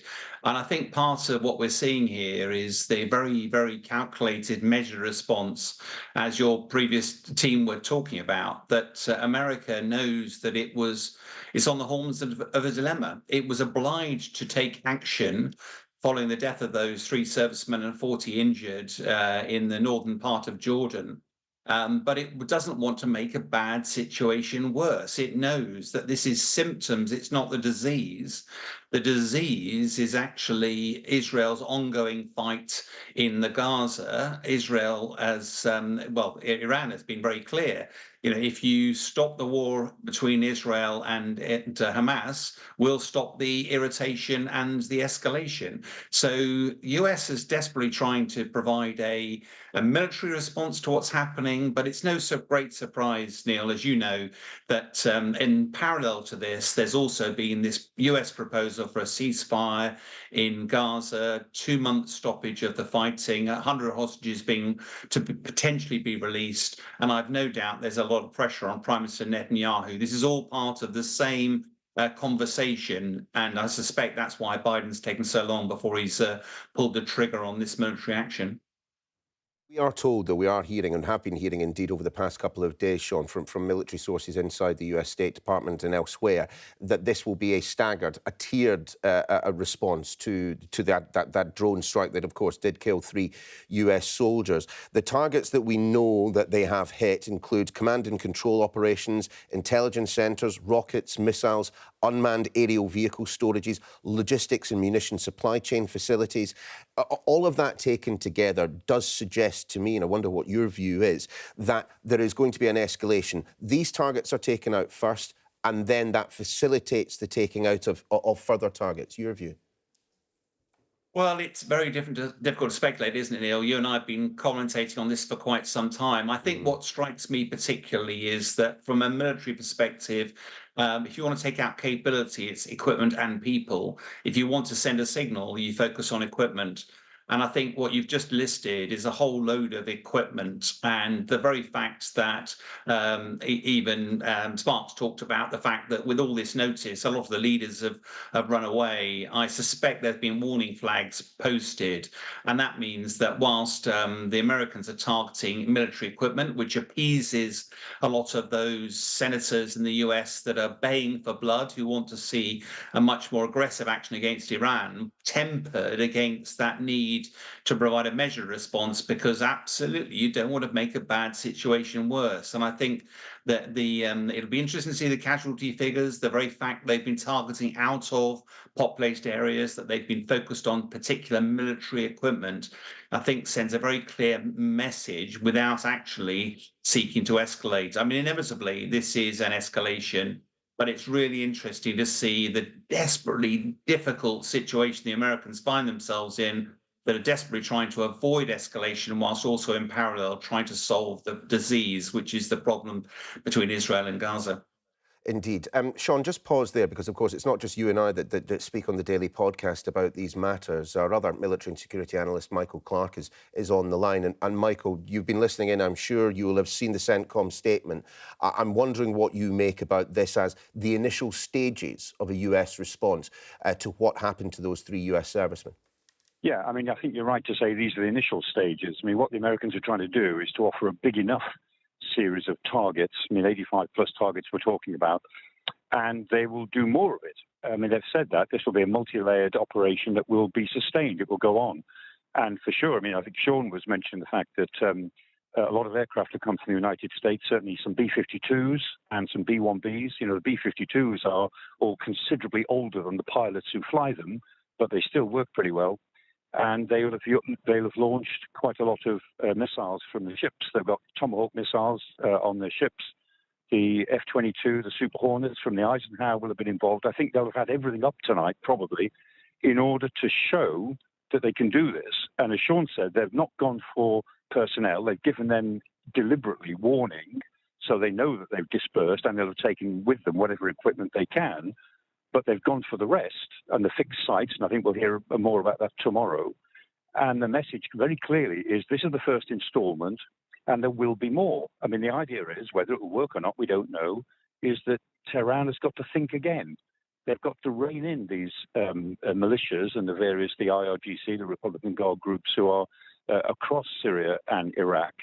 And so this is a big demonstration, but it is only a demonstration at the moment. Michael, we will leave it there. Much more from you and, of course, Sean Bell, Mark Stone in the United States, and, of course, John Sparks, I suspect, as well, in Erbil. But let's just remind you as to the news breaking within the last hour. Confirmation from the United States that they have indeed begun those retaliatory strikes against Iranian proxies at targets inside both Iraq and Syria. More than 85 targets, we are told, have been struck by a variety of manned and unmanned aerial vehicles, plus precision munitions. 125 of them have been deployed. How many more will in the coming days, weeks and months? Much more in this story coming up in just a few moments' time.